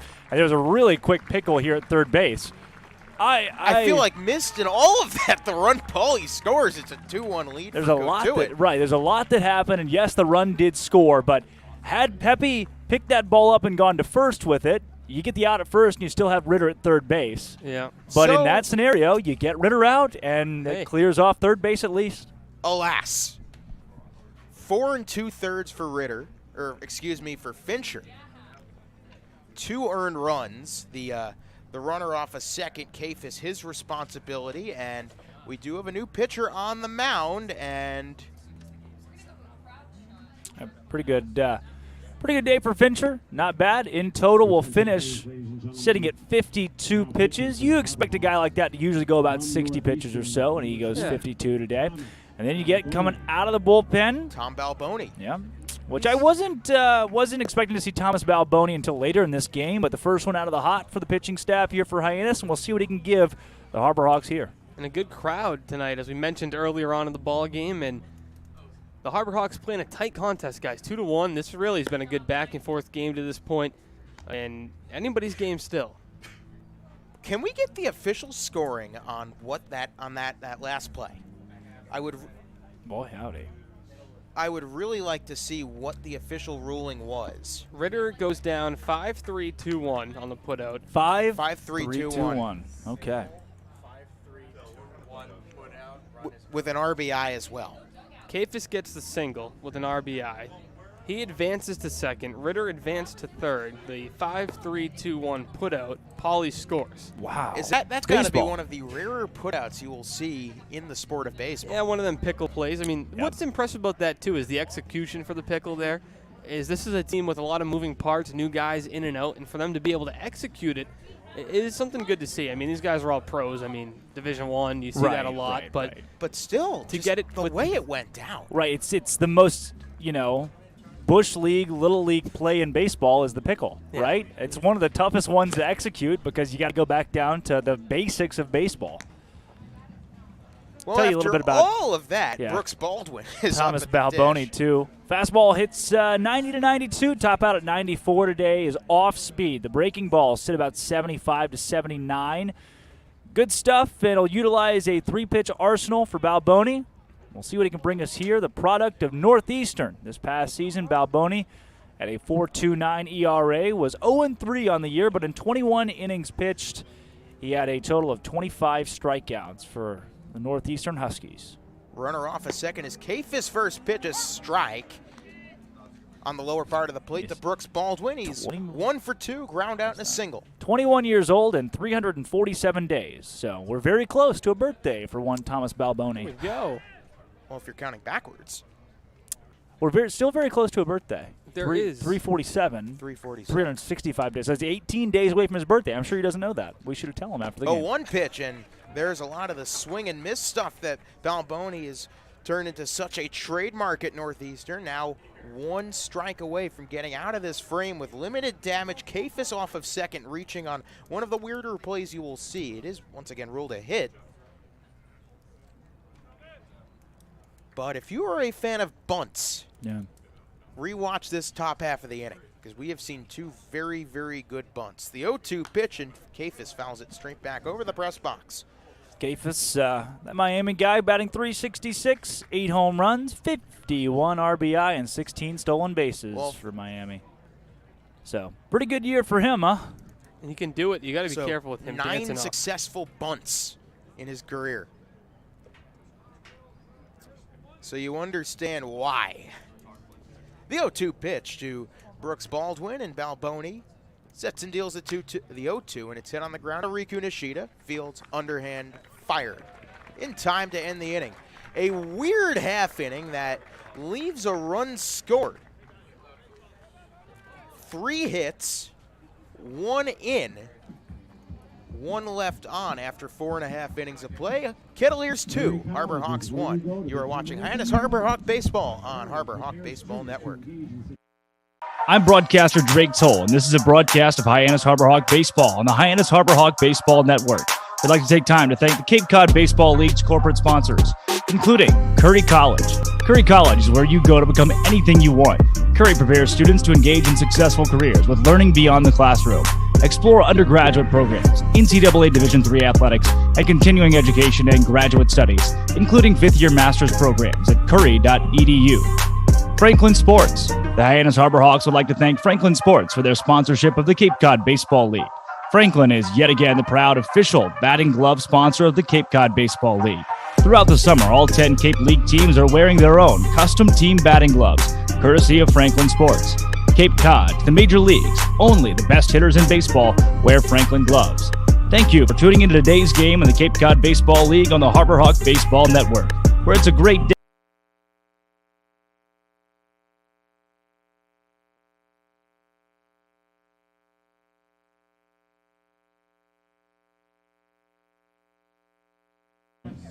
Welcome back inside the broadcast booth. Looks like we have a new pitcher. And before we get into that, I just want to talk about what's happening out of town down the road in Yarmouth. Actually, do we have a new pitcher? I don't think we... Is it number 41? That appears to still be... It is, yeah. That's our guy. That's Cade. Yeah, that is Cade Moore's first pitch, a called strike. I want to talk about what's going on in Yarmouth. Let's do it. What's the score? It is 8-0, but the YD Red Sox have been hit by 7 pitches in this game. Oh, jeez. Oh, boy. That's like, who was it? Was it Hyannis that Hyannis, had like we were talking about him. 13 in the spring? He is or 21 in the spring. 21. Yeah. That His is career, a he's been hit by, like, single-game 50. record. Yeah. Single-game record in the point streak era of Cape Cod baseball, as that's hit on the ground by McConnell to second base. Paulie Fields fires in time. How long is the point streak era? How long have we been alive here? For what it's worth, and this is a nice note by one of our wonderful 2010 visiting broadcasters, Jake Starr of the Kettleers. He's actually down to our right. The MLB record for team hit by pitches in a game is 6, which was last done by the Atlanta Braves way back in 1969. Wow.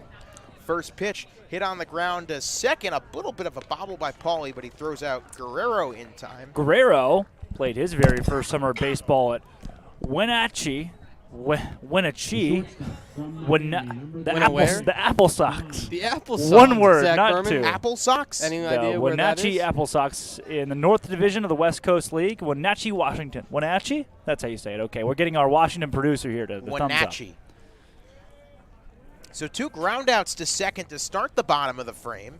And up steps Dom Patelli, who cracked his first home run of the season out to right center. That's the only run of the game for the Hawks as they trail 2-1. Well, you know, the guys in the dugout are getting up on the fence now to see Patelli after the ball he crushed in his last at-bat. Swing and a miss there by Patelli. Could he do it? Can you tie us here?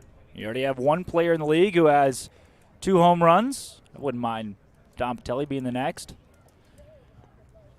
1 ball, 1 strike, 2 outs. The pitch to Patelli takes low, count 2-1. Should Patelli reach Riku Nishida, we'll have a chance of the runner on. Talk about Alex Freeland from Brewster, the only player on the Cape with 2 home runs this season. The 2-1 pitch to Patelli, who takes a high outside strike. Yeah. 2-2. You're right. That was high end outside. I would call it a pitch. I don't know. A pitch. Yeah. Huh. 2 balls, 2 strikes, 2 outs. The pitch to Patelli, and he takes low and in. You think that's Count why these 3-2. games have been so fast? Big zones this year. Yeah, really Big was. zones. I think they had the umpire meeting before. They always harp on something early in the year. Yeah. Hey, guys, let's let the boys play. Open it up, Scout's honor. Catcher calls their own strikes. 3 balls, 2 strikes, 2 outs, bases empty, and the pitch to Patelli swung on and fouled straight back. I didn't flinch. Drake did. That was more of a look. Okay. The sounds of baseball tonight. You hear the big crowd out there, and Patelli stand in. Payoff pitch to Patelli, the 3-2, and Dom hits it on a line right to the first baseman Kafis to end the inning. 1-2-3 go the Hawks through 5. 2-1 our score. The Kettleers out in front. You are watching Hyannis Harbor Hawks baseball. I'm sideline reporter Bria Losick, and this is a broadcast of Hyannis Harbor Hawks baseball on the Hyannis Harbor Hawk Baseball Network. We'd like to take time to thank the Cape Cod Baseball League's corporate sponsors, including Cape Cod 5 Cent Saving Bank. Cape Cod 5 is proud to be a long-standing supporter of the Cape Cod Baseball League and its contribution to the local economy as a treasured summer attraction. Cape Cod 5 is a community bank serving customers throughout Cape Cod, the islands, and southeastern Massachusetts. Founded in 1855, the bank's mission is to enrich the lives of those it serves while contributing to the health and vitality of its communities.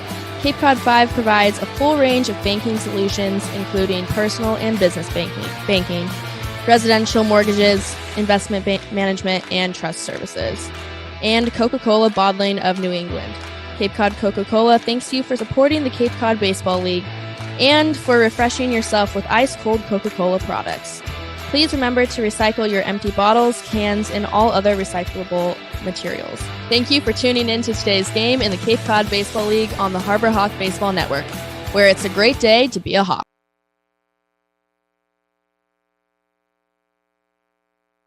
Well, we're back here in the Harbor Hawks Baseball Network taking a look at the dugout tonight. We got a great team bonding going on in there. Lots of good team chemistry going on, fellas, and get a wave down there to the boys. Anyone waving? Anybody? Back? It's Magdel Cotto. Come on, Mag. Magdel. Nothing. Nice call by our producer team to go down to the dugout. And Mike? You know who else loves to take calls? That would be T-Mobile. It's proud to sponsor the Cape Cod Baseball League. T-Mobile believes that when small towns thrive, America thrives. That's why they're investing billions to bring fast, reliable, and affordable wireless service beyond the big cities to small towns across America. There's never been a better time to join T-Mobile. Visit T-Mobile.com/acrossamerica to find out more. What is the crime rate in Hyannis? Yeah, every 2 seconds there is. They must be stretched thin tonight. It's a busy Saturday night here in Hyannis. A lot of sirens going on. First pitch, a ball to Zachary Cole, 0 for 2 on the night. 1-0, pitch taken outside again, 2-0. They're probably looking for Jacob Campbell, who has robbed already a stolen base from the Kettleers. Typically Gaudy stolen base totals. Crime rate is 48% lower than the national average. 2-0 pitch. Called a strike. The count 2-1. Drake Toll, always a cavalcade of factoids aplenty. Seems tonight it's 100% above the national average with the rates these things are blaring. 24 crimes per 1,000 residents during a standard year. 2-1 pitch, a high pop. Third base side, Juice Rabbit will watch it bound its way. Now, granted, they recommend living on the west side of the city to be safest. So I don't know where we're positioned tonight, but obviously not the west side. This is all per Google. The 2-2 pitch, and that's hit out to left field. Going back is Tito Flores, has to make a nice catch on the run for the first out of the inning as he robbed an extra base hit from Zachary Cole. From UCLA. I'll be here all week. Kyle. Oh, a lot of sirens. Now there is action in the. Oh my gosh, there's about 15 guys in the Cotuit bullpen right now. So we haven't seen action yet in the bullpen. They're warming up about 17 pitchers as we speak. The entire dugout came out for a second.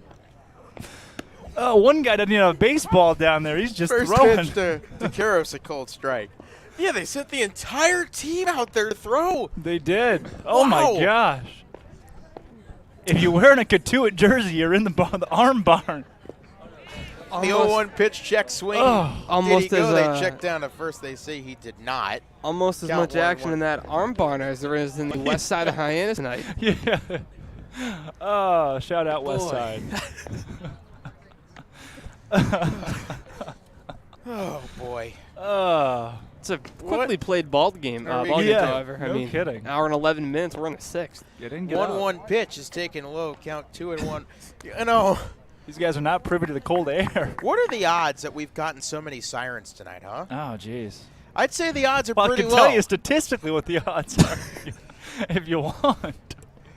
The 2-1 pitch is popped Uh-oh. foul first Scatter. base side towards that arm barn and out. But the odds pretty low. Yeah. But you know where there are some pretty good odds? That would be the Massachusetts State Lottery as a Oh, proud yeah. sponsor of the An Cape Cod attempt. Baseball League. The Mass State Lottery is celebrating the games we love playing, from the baseball diamond to the many lottery games that help support all 351 cities and towns across the Commonwealth. So here's to 50 years of winning and 50 more. The 2-2 pitch to Karos. Nothing like doubling up in the same No, minute. yeah, I was about to say, this Get guy's on 'em a done. roll. Yeah. Might as well go back to the T-Mobile one. Let's run it from the top. See you later. Not doing those later. You want to roll, you said. No, Like a no. colossal lobster roll from 99 restaurants. We're proud to be a sponsor of the Okay, Cape that- Cod Baseball. Yeah. Yeah, Okay. I can drive with that one. That's on you.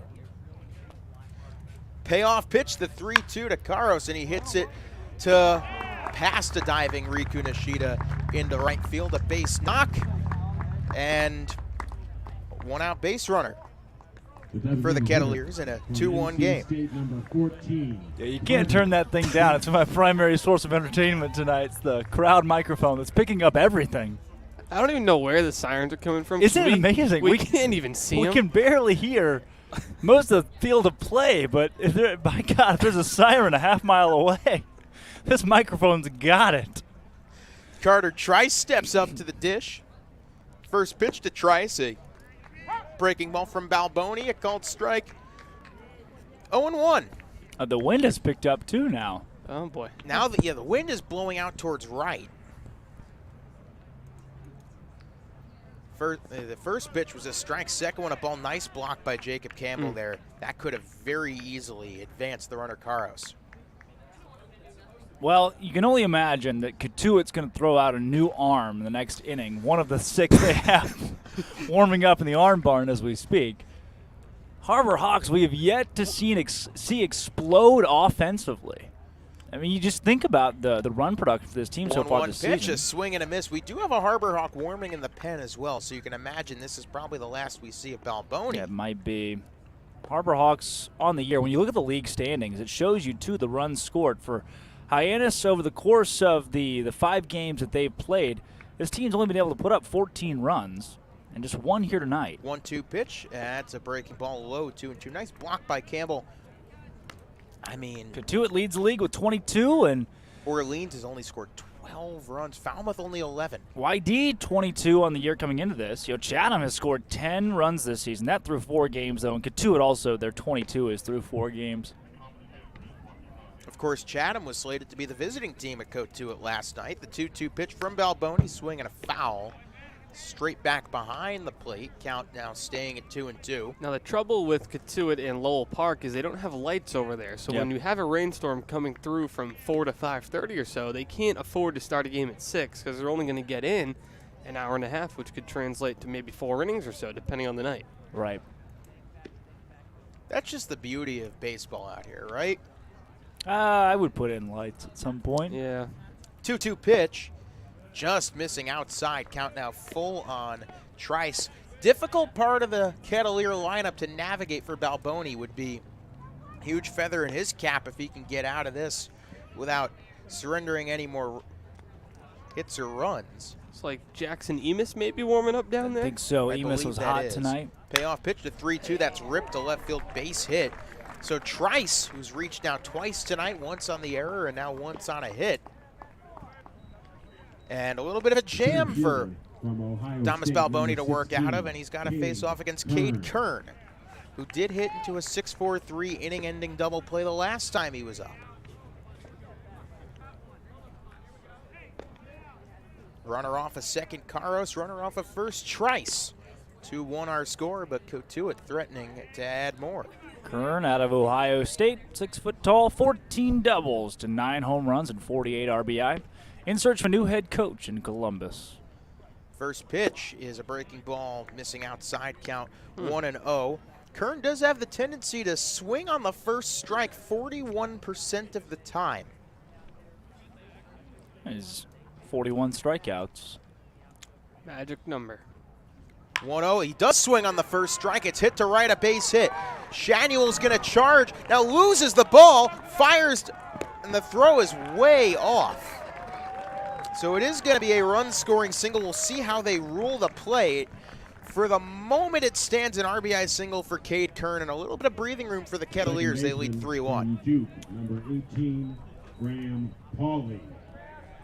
So now first and second, 1 out, 1 in for Cotuit to bring up Graham Pauly. Pauly, 16 doubles, 32 RBI in the spring. Got a chance for an RBI here. It is going to be ruled a base hit and an E9, so an error on Shanuel, his first of the year. Unearned run, though. Unearned run, that's a high fly, center field. McConnell takes a couple steps, should see the runner tag. Here's the throw. It is going to be cut off now, a double tag, and what base running by the Kettleers as they both move up. You can't cut that ball off in that situation. You got to know that your only shot to get in out is to let it go through to third. I don't think there was a shot to I get think the out either McConnell way. was looking for Patelli, the cutoff man, too, and that or just throw a really low ball. Yeah, it wouldn't have gotten you out at second, though. I mean, there No, was no shot really anywhere. I guess your best bet is to let it go through to third. I mean, not much doing.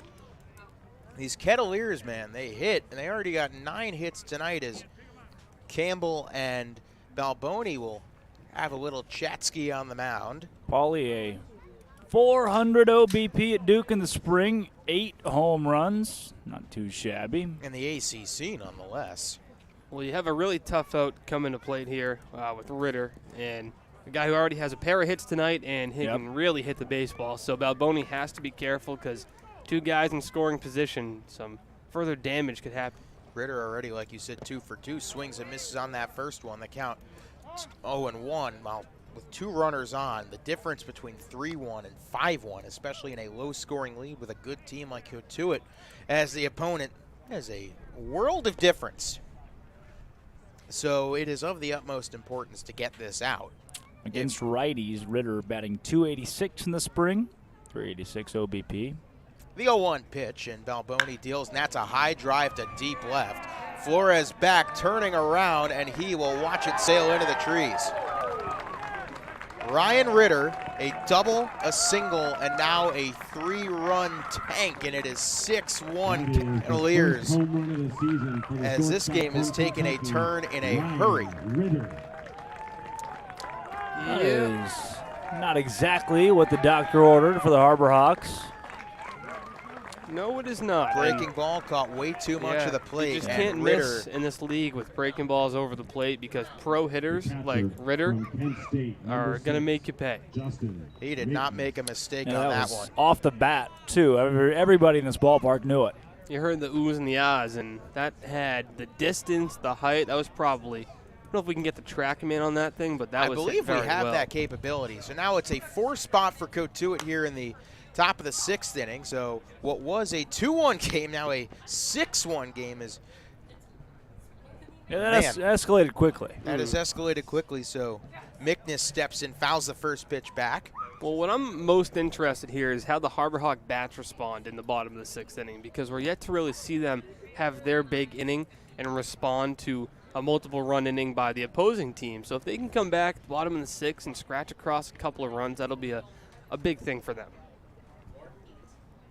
The 1-1 pitch to Mickness, and that's ripped down the right field line. Fair or foul? It is fair. Up against the wall. Mickness on his way to second.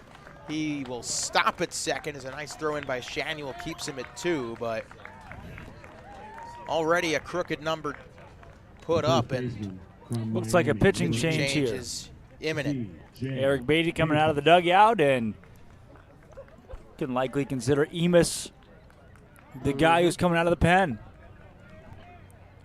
Tough break for Balboni, a good Yeah. pitcher to say the least. But They done. Balboni in total put up 28 pitches. Balboni's final stat line for Hyannis today, too, is going to be 1 inning, 4 hits, 4 earned runs, facing 8 batters, make it 5 hits, facing 8 batters.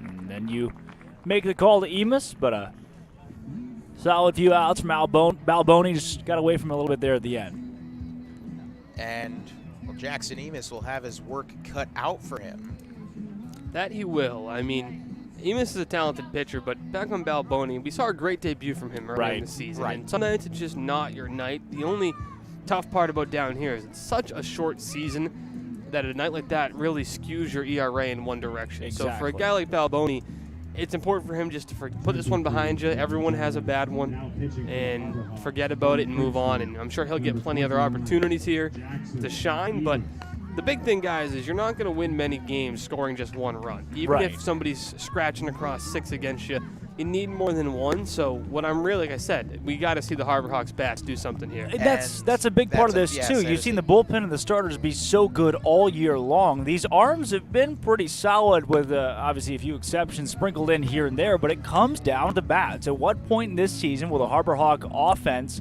get used to the wood bat, start putting balls consistently in play and racking up hits, because we haven't seen that to this point.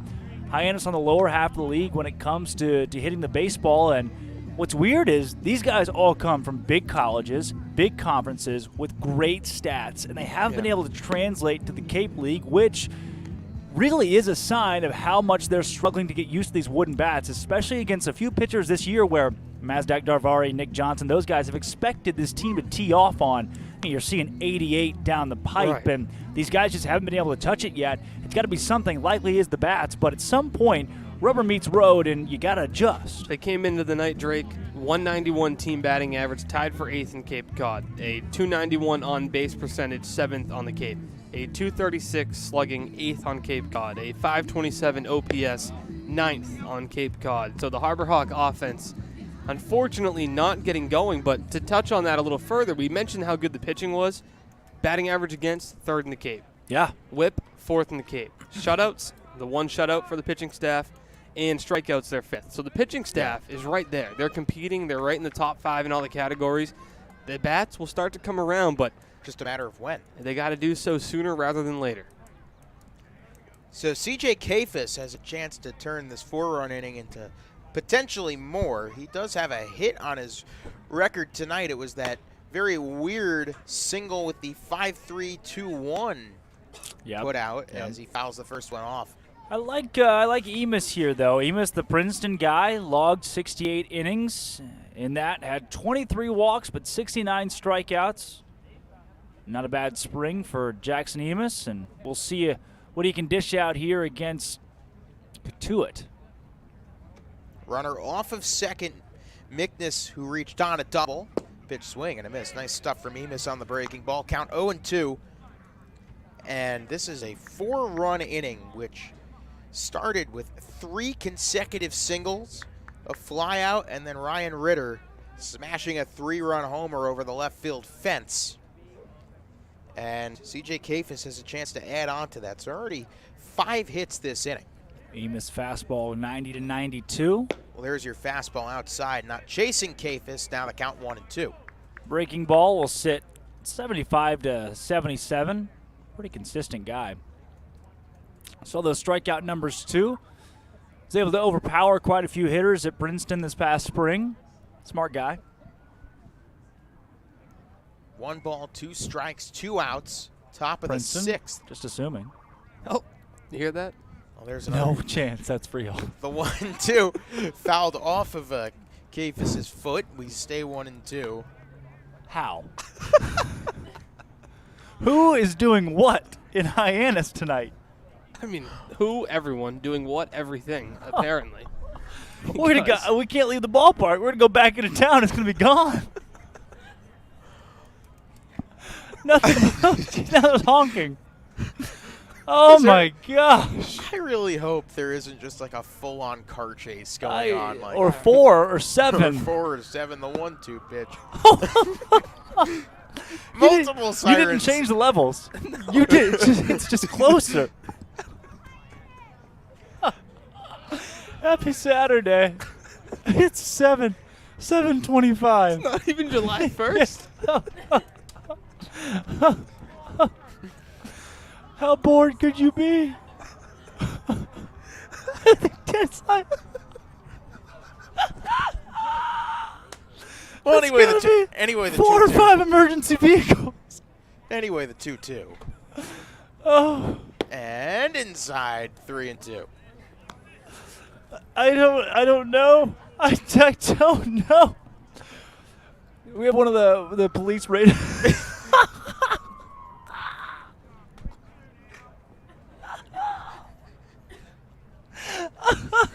Drake. Oh, the payoff pitch, the 3-2, and Hyannis delivers. It's hit on the ground at first, and it gets right through the wickets of Justin Hyannis, rounding third, scoring easily Kafis. It's been that kind of frame, and now that throw gets away from right field, sliding into second safely. Make it a 7-1 game.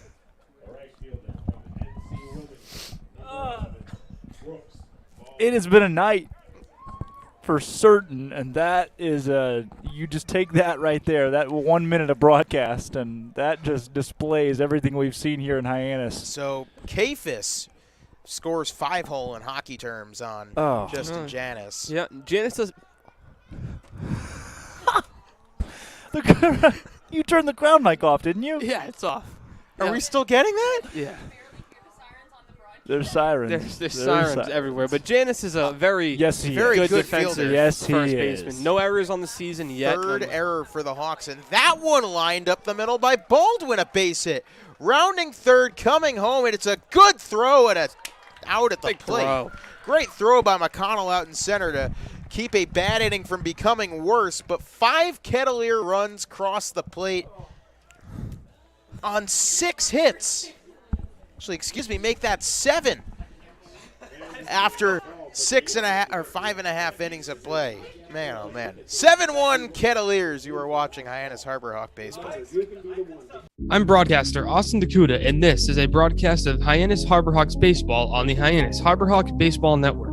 We'd like to take time to thank the Cape Cod Baseball League's corporate sponsors, including the Yawkey Foundation.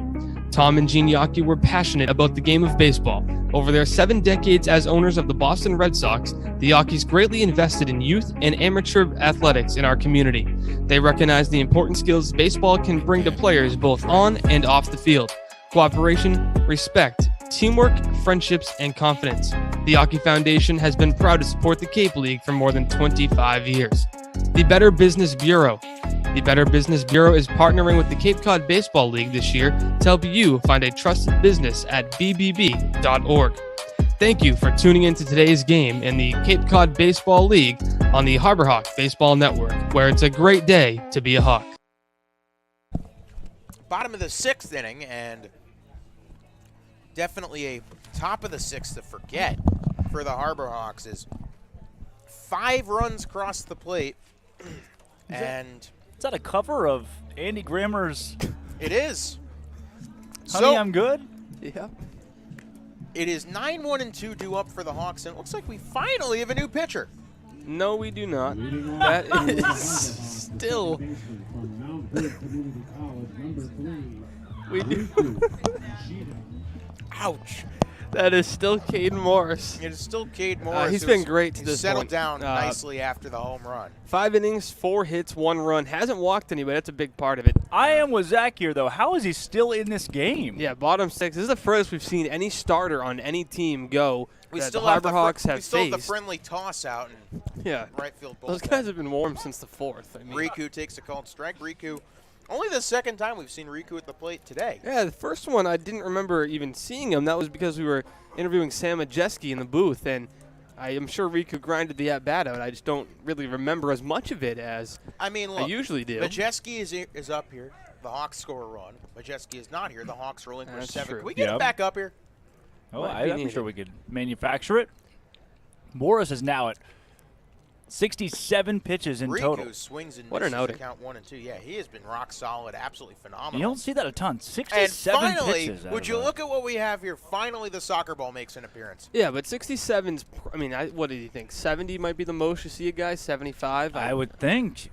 1-2, and Nishida fouls it away. Well, I think we saw McCullough go full. I think we saw him go full 6 at Wareham. He did. So you're in the same range for Morris. And a lot of it depends on the school, the pitcher, Right. how many innings they threw and pitches they threw during the spring. So 1-2, some of that's some and Riku carryover. hits it off of the mound. Ritter, a tough play. What a play by Ryan Ritter. Man, has he been remarkable tonight or what? Yeah, One fun down. to watch. Really fun to watch. Fun to watch the plate as well. And now you get Nolan Shanuel, an opportunity to try to get something going for the Harbor Hawks. Chip away after going down 6. Second largest deficit the Hawks have seen all year. Shanuel 0 for 2, ground out and a strikeout, and he swings and misses on that one. What a start tonight from Cade Morris, who's really done a good job settling down. Yeah, no kidding. Just that one home run, really the only blip he's allowed. High fly ball, foul down the left field line. Cole just on the verge of that gravel, makes the catch, 2 down. It's a fine play out there by Cole and shows the good range. The thing is with the Kettleers team is not only, as we mentioned it, they have good speed on the bases, but you've seen it in the outfield all game. They've got the Right, balls in the gap. right. That one by Cole in foul territory had to run a long way.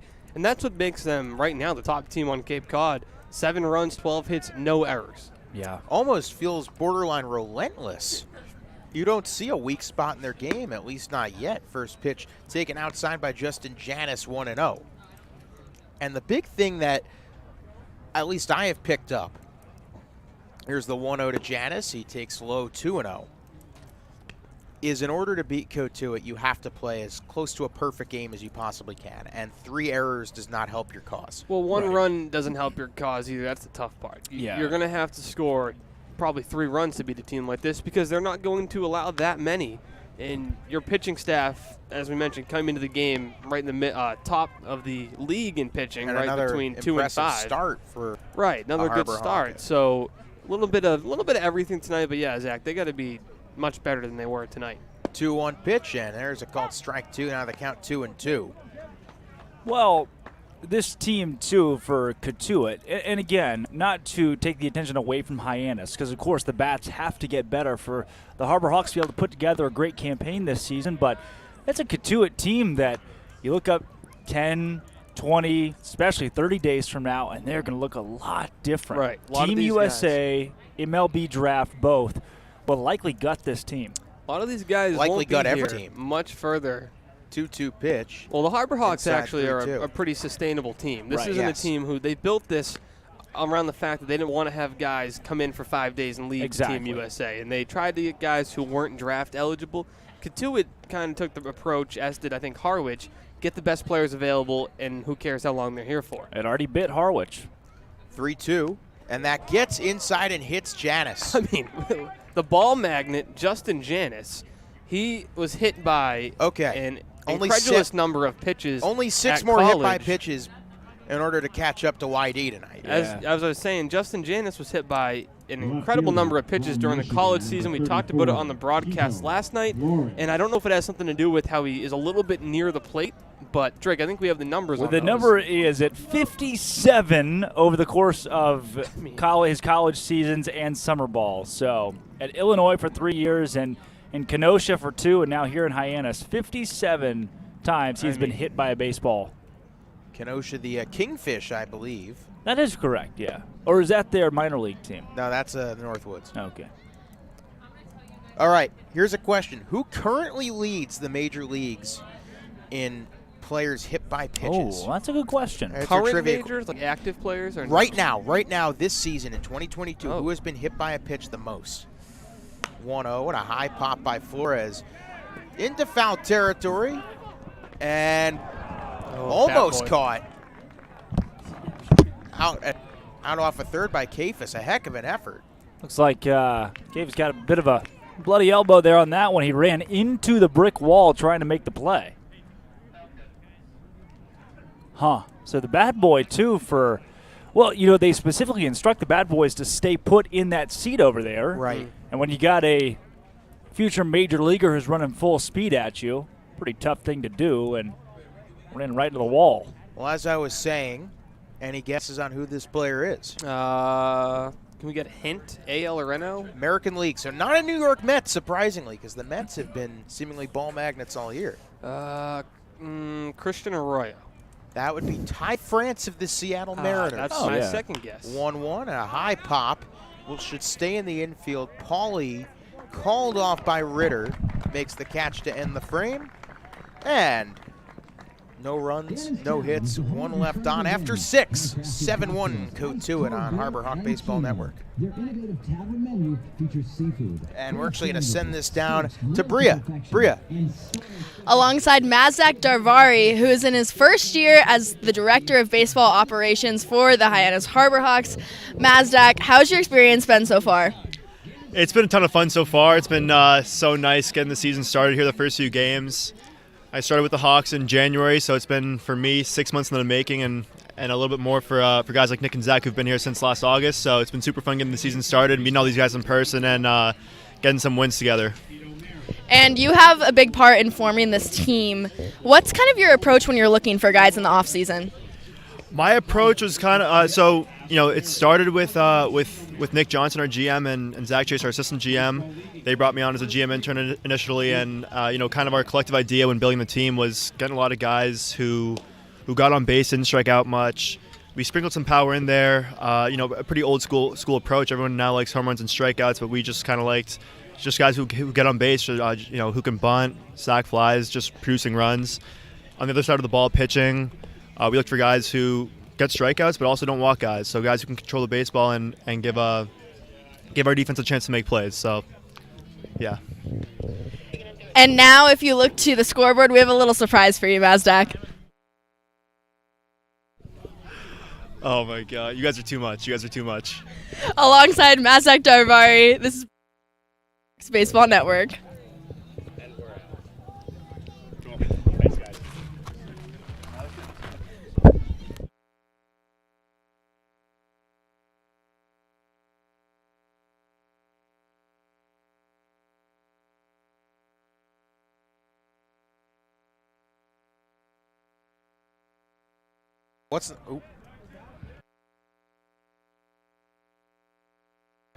Top of the 7th inning, 7-1 our score. Cotuit running away with this thing, and Drake actually was, as we take you inside the booth, was running away with our what's in the box item of the night. Nice play by Hyannis to get the scoop at first, 1 down. Drake, the floor is yours. Kind of sitting away, not really running necessarily, and it's time for everyone's favorite segment, the 7th inning, What's in the Box? Are you kidding me? As the Harbor Hawk press box acts kind of like a bit of a storage shed here, and today I found, about a 15-pound wire cutter. So I was perusing around the press box, and things you don't expect to see in a baseball press box. Well, tonight, it's a pair of 15-pound wire cutters. Now, obviously, What's in the Box is always brought to you by Honeydew Coffee. Honeydew Coffee, the best place to grab your morning cup of joe. And Ace Hardware's own, yep, 900 milligrams, if you're wondering. That's not true. Good thing we have those in here. I mean, I don't think it's 900 milligrams, actually. But yeah, there is a pair of wire cutters. Not sure how these work, but they were in the box tonight. So what's in the box tonight? It's wire cutters. those will cut more than wire. Those things are It's industrial. kind of the jaws of life. There's a lot going on there. Why were they in a Good thing they're in the press box. broadcaster's press box? In case of emergency, if the emergency workers or first responders are too busy cleaning up other things across Hyannis, They get their hands take care of it. We can take care of it ourselves. Well, that's going on the shelf. I mean, we have the shelf of collected goods from previous What's in the Box segments. And Are we going to be leaving things behind for next? Drake's already left behind his laptop screen from last night. Yep. Where did you put that? Right It is behind in you the on What's in the shelf. Box. Yeah, On the there's What's in the Box box 3-0 shelf. and a called strike to Kyle Caros, brought to you by Honeydew Coffee.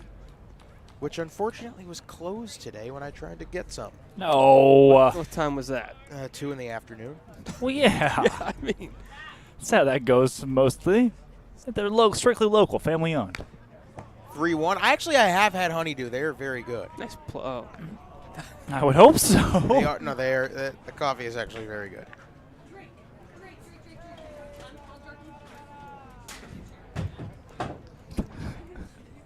Three balls, 2 strikes, 1 out.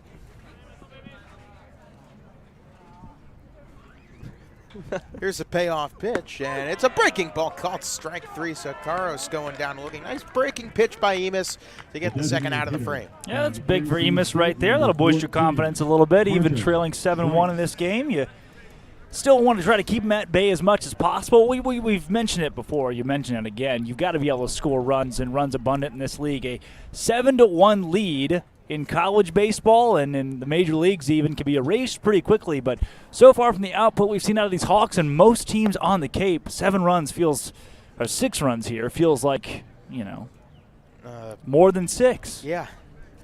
However, how should I say it? Mm-hmm. Baseball's a weird sport. That is as true. Carter Trice steps in. Well said. 1 for 2 on the day. He's reached twice. He takes another strikeout, count 1-1. Wouldn't it be something, and to quote a great Yankee broadcaster, Michael Kay, do the Harbor Hawks have a rally in their bones? Well, I would hope. Ain't no night like tonight to figure that out. A 1-1 pitch. Emis, now time called, and the batter's boxed by the future Demon Deacon of Wake Forest. Like I've said, I still don't know what a Demon Deacon is. It's whatever's running around Hyannis tonight. They've been trying to catch it, man. They're trying to catch the wild Demon Deacon. I feel like I could get into like a nature document. The Demon Deacon, a strange creature indeed. What if I told you? Yeah, the 2-1. That is wrapped to left center field, coming on Tito Flores, and that is caught over the shoulder by Dom Patelli, showing off why he is one of the best defensive shortstops in college ball today. A nice little breadbasket grab to end the frame. Time to stretch here at Judy Walden Scarafile Field. 7-1 Cotuit our score. I'm sideline reporter Bria Losick, and this is a broadcast of Hyannis Harbor Hawks baseball on the Hyannis Harbor Hawk Baseball Network. We'd like to take time to thank the Cape Cod Baseball League's corporate sponsors, including Cape Cod 5 Cent Saving Bank. Cape Cod 5 is proud to be a long-standing supporter of the Cape Cod Baseball League and its contribution to the local economy as a treasured summer attraction. Cape Cod 5 is a community bank serving customers throughout Cape Cod, the islands, and southeastern Massachusetts. Founded in 1855, the bank's mission is to enrich the lives of those it serves while contributing to the health and vitality of its communities. Cape Cod 5 provides a full range of banking solutions, including personal and business banking, residential mortgages, investment management, and trust services, and Coca-Cola Bottling of New England. Cape Cod Coca-Cola thanks you for supporting the Cape Cod Baseball League and for refreshing yourself with ice-cold Coca-Cola products. Please remember to recycle your empty bottles, cans, and all other recyclable materials. Thank you for tuning in to today's game in the Cape Cod Baseball League on the Harbor Hawk Baseball Network, where it's a great day to be a Hawk. Bottom of the 7th inning now, and That's what's in the box. A former What's in the Box figure, the Harrison, the Beanie Baby. do we name the Beanie Beanie Ball. Baby? We named that thing Harrison? Yes, we did. Harrison Myers was its full name. He's also the director of broadcast ops and the organist. Organist, yep. Here at Hyannis, a nice little dugout shot from our Look at producer this. Mike. Still in the game, Cade Morris. Yeah. What's going on? Wow. This guy is eternal. Cade Morris, never say die. The 0-1 pitch to Jacob Campbell and breaking ball taken outside, 1-1. It's the 7th inning. You have to think Morris is starting to get a little bit tired, so maybe You think his coach in Nevada called and, hey guys, you can use him, just not past 110 pitches per night. Turn him loose. why on does Saturday. a coach in Nevada have like a really thick New York Italian accent? Well, see, he had a job in the Bronx, but he got laid off. Tough times there, right? Are you factually checking this one? Nevada's the only spot left. Go Wolfpack. 1-2 and a high foul, right field side out of play. 110 pitches. They said, will do. Right now, I don't, and again, this is certainly the most we've seen out of a pitcher this season. He is sitting at almost 90 pitches tonight. Impressive stuff indeed. The Let 1-2. him go 100, yeah. Morris steals, and it's a weak chopper. It will roll foul. Stays 1-2 to Jacob Campbell. He's 1 for 2, a flyout and a single. That is now 59 strikes and 27 balls from Morris tonight. Holy smokes. Not many walks tonight. A lot of strikes, unfortunately for the Hawks. A Yeah. lot of those strikes thrown to the Kettleers have been hit pretty hard, and I can't confirm. Ozzy the Osprey is currently roaming around parts unknown of McKeon Park. Yep. Here's a fun fact. Neither team has walked a batter this evening. No walks for either squad. 1-2 to Campbell, and he rips it foul over the Kettleer bullpen to count 1-2. Say this, though. He is out there, Morris that is, for no fault of our own. We've tried to replace him 2 or 3 times now tonight. We said banking. See you later. I mean, but- we saw the entire Kettleer bullpen Yeah, staff well, seemingly. I told you, they've been up ready and to go throwing. since the I had 4th. 6 fans out there, too. That poor left-hander, I can't see his number with the red glove. He has been standing there on the mound literally since the 5th inning. Yeah. It's now the bottom of the 7th. 1-2 to Campbell again, and he takes low, 2-2. Well, I mean, Morris then probably had 60 pitches. Right, so they're like, all right, maybe a couple base runners get on. That'll be it. You know, good outing. Nope, no base runners, and he's still on the mound. 2-2 taken high and away, 3-2. You get the feeling if, I'd say, Campbell and Pepe get on, there will be a quick hook. Could be the case. He's starting to throw again as Right. the lefty reliever. He's thrown Payoff about pitch, 50 the 3-2. pitches. And Campbell, a high pop, gets under it. Coming on and making the catch, Baldwin, 1 down. So these Harbor Hawks, they are working counts. Third baseman. From They are Cal not State Long just Beach, swinging number away 2, willy-nilly, Rocco but the contact Pepe. they are making, they're not striking out a lot either. Only 2 strikeouts on the day for the Hawks. Yeah. Yeah, that's a good sign that balls are being put in play. Just a lot of soft contacts, That is true. which maybe you just, can you attribute it only to the wood bats, or is there something more at play? First pitch called a strike to Rocco Pepe, count 0-1. Well, again, it's to me, I attribute it to the wood bats mostly because you look at these guys' stats, they all hit 350 plus during the spring season at major colleges. These aren't just a bunch of guys they grabbed off the side of the street. Not to say any team has that, but top to bottom, Hyannis has one of the better lineups when you look at the statistics from this spring. And you just haven't seen that put in play with these wood bats. Well, that one's put in play, just foul. Count stays 0-2. Yarmouth, Dennis. 11 nothing on Harwich. Chatham trails Brewster 2-1. That game Chatham's is in actually danger final. of going 1. That is right. That's That a game is final. final. They are now 1-3-1. The Chatham Anglers. Tough start to their season.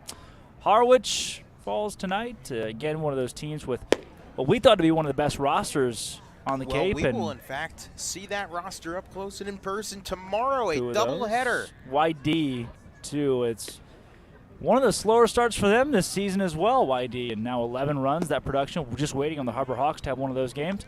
Cotuit 7, Hyannis 1 here. Falmouth 1, Wareham 4. Wareham How about on the a tear Capemen? right now. They've been How really about those solid. Capemen? And then Bourne 5 and Orleans 2. That game started at 7 o'clock, so They are in the top of the fourth, 5-2 score in that one. 2-2 pitch taken low. The count now full. Again, these Hawks are working counts. It's just the contact that they are generating. Not great. Not hits. Payoff pitch, the 3-2, and sometimes no contact at all is better than some. As First Pepe walk draws of a the walk, night. first walk of the night. And may that begin, hopefully, fingers crossed, knock on our wood desk here, the start of Center fielder from maybe a Louisiana rally. Tech, number 32. Yeah, hopefully so. Cole McConnell, who singled and then was put out at second base, and now finally a Kettleer meeting on the mound. And this might spell the end of the night for Cade Morris, and caps off to him for very good performance. He goes 6 1/3. Yep, Cade Morris, you mentioned it, 6 1/3, 4 hits, 1 earned run, 1 walk, 2 strike, no chance. 2 strikeouts tonight for Cade Morris. In total, he finishes with 97 pitches thrown. And gets a rowdy round of applause from not just the Cotuit fans here, but from the Harbor Hawk fans as well.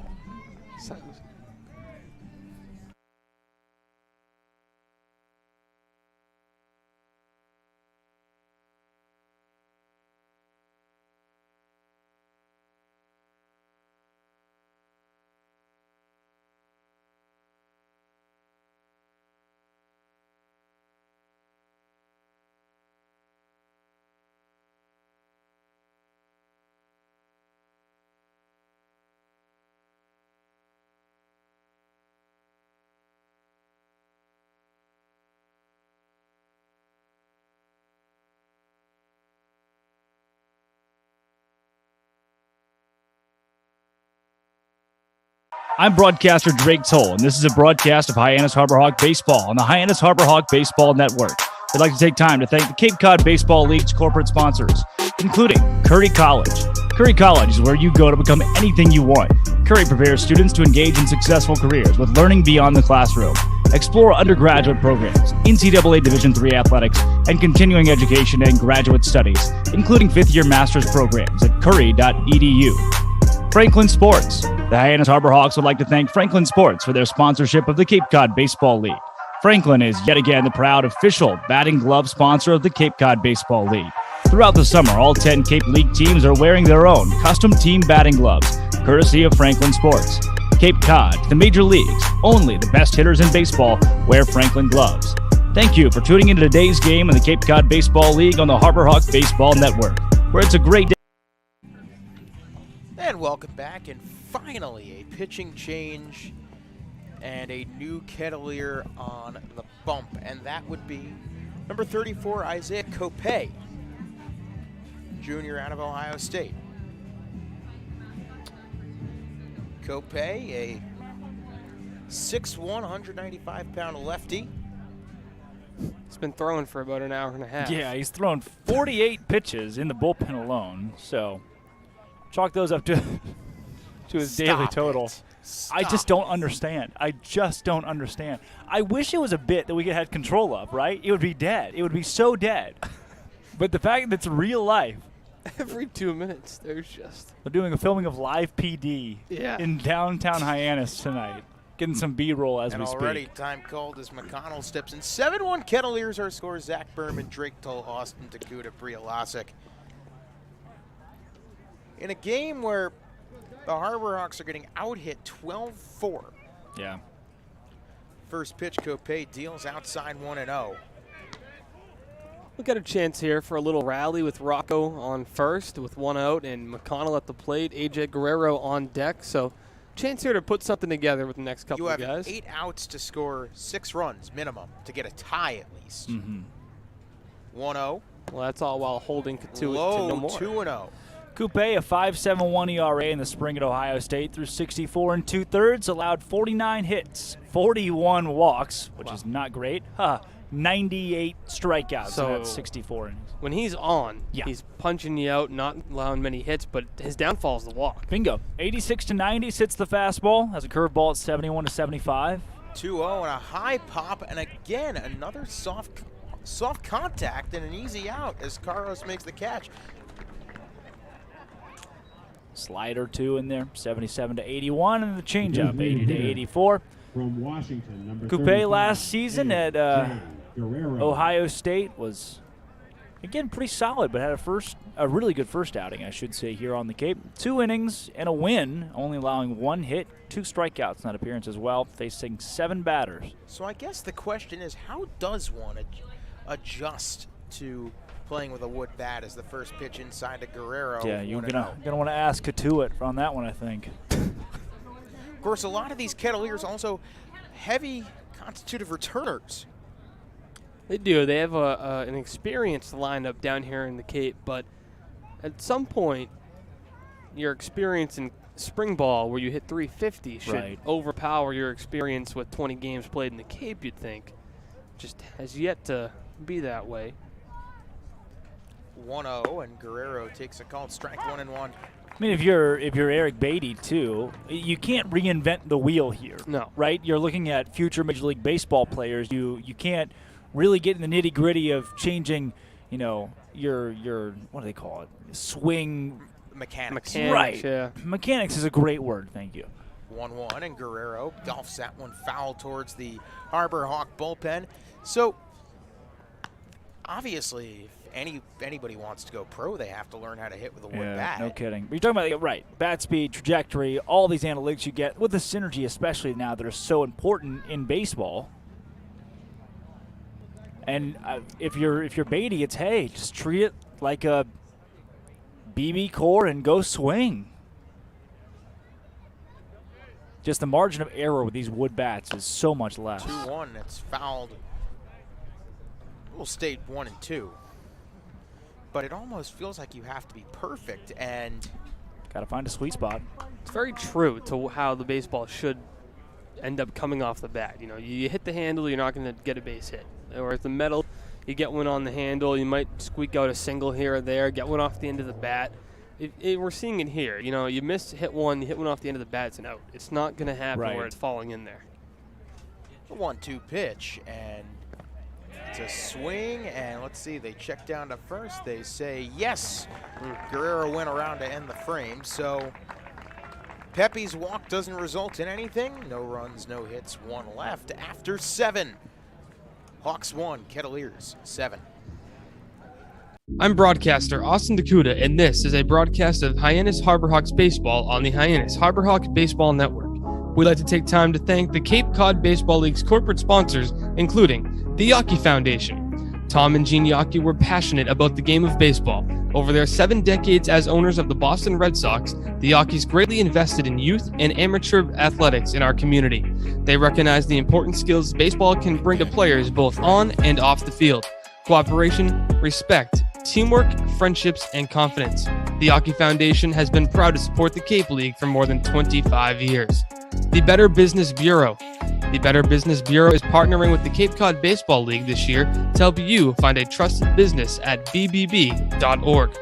Thank you for tuning in to today's game in the Cape Cod Baseball League on the Harbor Hawk Baseball Network, where it's a great day to be a Hawk. And welcome back, top of the 8th inning, and looks like we do have a new pitcher in, and that would be Mr. Bautista. Jonathan Bautista, impressed in his first appearance of the season in Chatham out of University of Pittsburgh. Jonathan Bautista. Really like what we saw out of Bautista his first appearance. That was the one at Chatham. At Chatham, through a scoreless inning. As synergy is pulled up. Had good strikeout stuff, to say the least.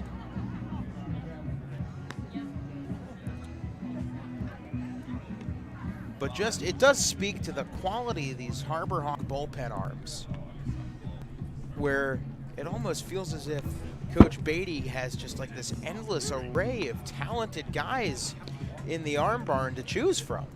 And it really does speak to the job that Nick and Mazdak have done putting this pitching staff together.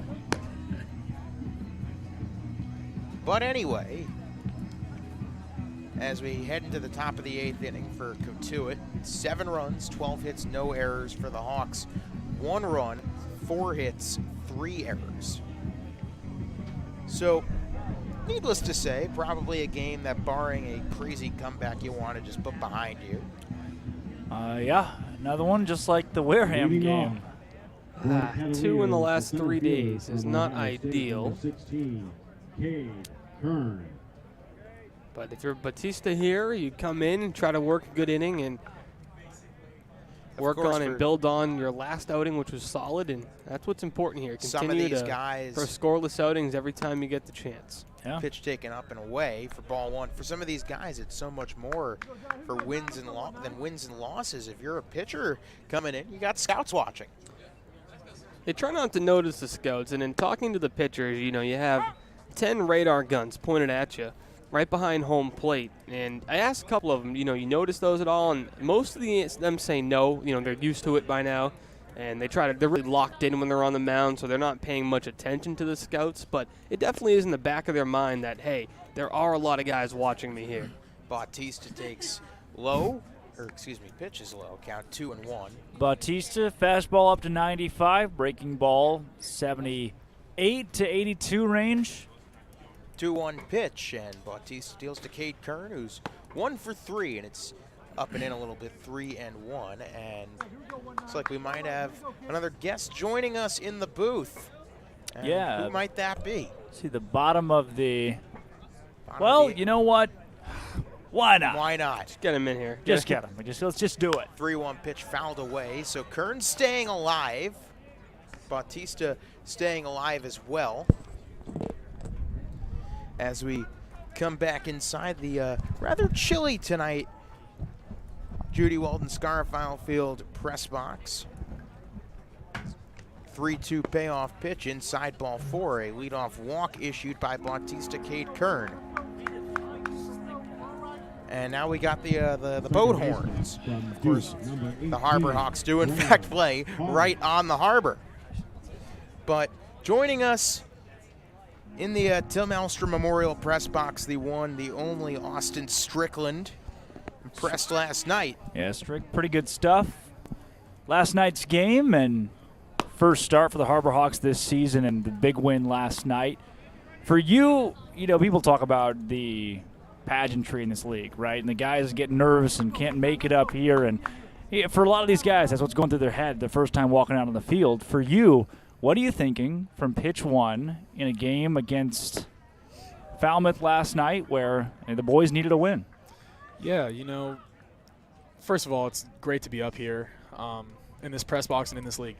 Thanks. I was actually pretty nervous. You can ask my roommate Shanu out there and Wright. I was having some of the pregame jitters, and so I really just hadn't started much and wanted to just go out there and give my team the best chance to win. And the only way I knew how was just to compete with everything I had. And sometimes you have your best stuff, sometimes you have your worst stuff, and all you got to do is just find a way to get out there and get outs for your team. So when I told you pregame not to walk a bunch of guys, did that help?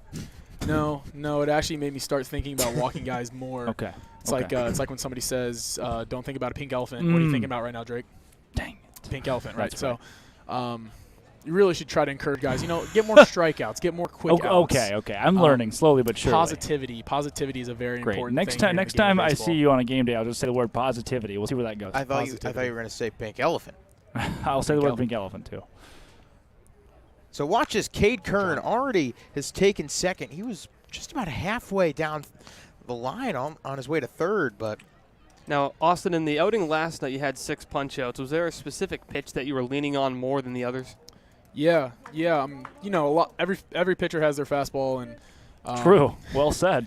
And that was probably my go-to pitch yesterday. But I really leaned on my curveball to kind of throw hitters off of that high-speed pitch. So being able to flip that in for a strike whenever I wanted to, and being able to run the fastball up, run it in and out, and use some of my third and fourth pitches led to a lot of success, just being able to throw hitters off with timing and which way is the pitch going to go, when's it coming in. 2-2 pitch to Pauly in the dirt.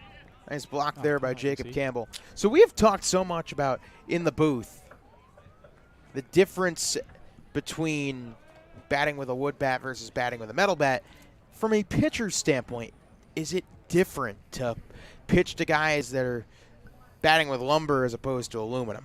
Thanks. Yeah, I mean, the physical aspect of pitching is kind of the same, but you definitely can get away with a lot more. You know, it's, you know, you're still 60 feet 6 inches. That guy's got a bat in his hand. He's trying to do damage. So the only thing that's a little bit different is if you make a mistake, they're less likely to punish you for it. Obviously, as you get into pro baseball, minors, and majors, you know, those guys are really going to punish you. So you got to get better. So you can't just say, like, oh, okay, I'm facing wood bats. I cannot, you know, I can have not my best stuff. You got to still be on your best game. Popped up, and Riku Nishida under it makes the catch. Nice. One As down. the sirens blare in downtown Hyannis once again tonight. Are you guys getting the sirens down in the booth or down in the dugout, should I say? Sirens. A lot of sirens tonight, Strick. You got to be paying attention to those. Speaking of paying attention, you know, you go in, you work a scoreless first few, then you give up that solo home run. What are you thinking on the next pitch that you throw? Yeah. You know, I threw that one to I think Colby Halter it was, and you know, he hits it a good country mile, and or two. The only the only thing I'm really thinking is, you know, there's a lot of people here, you know, they want to see how I react to adversity.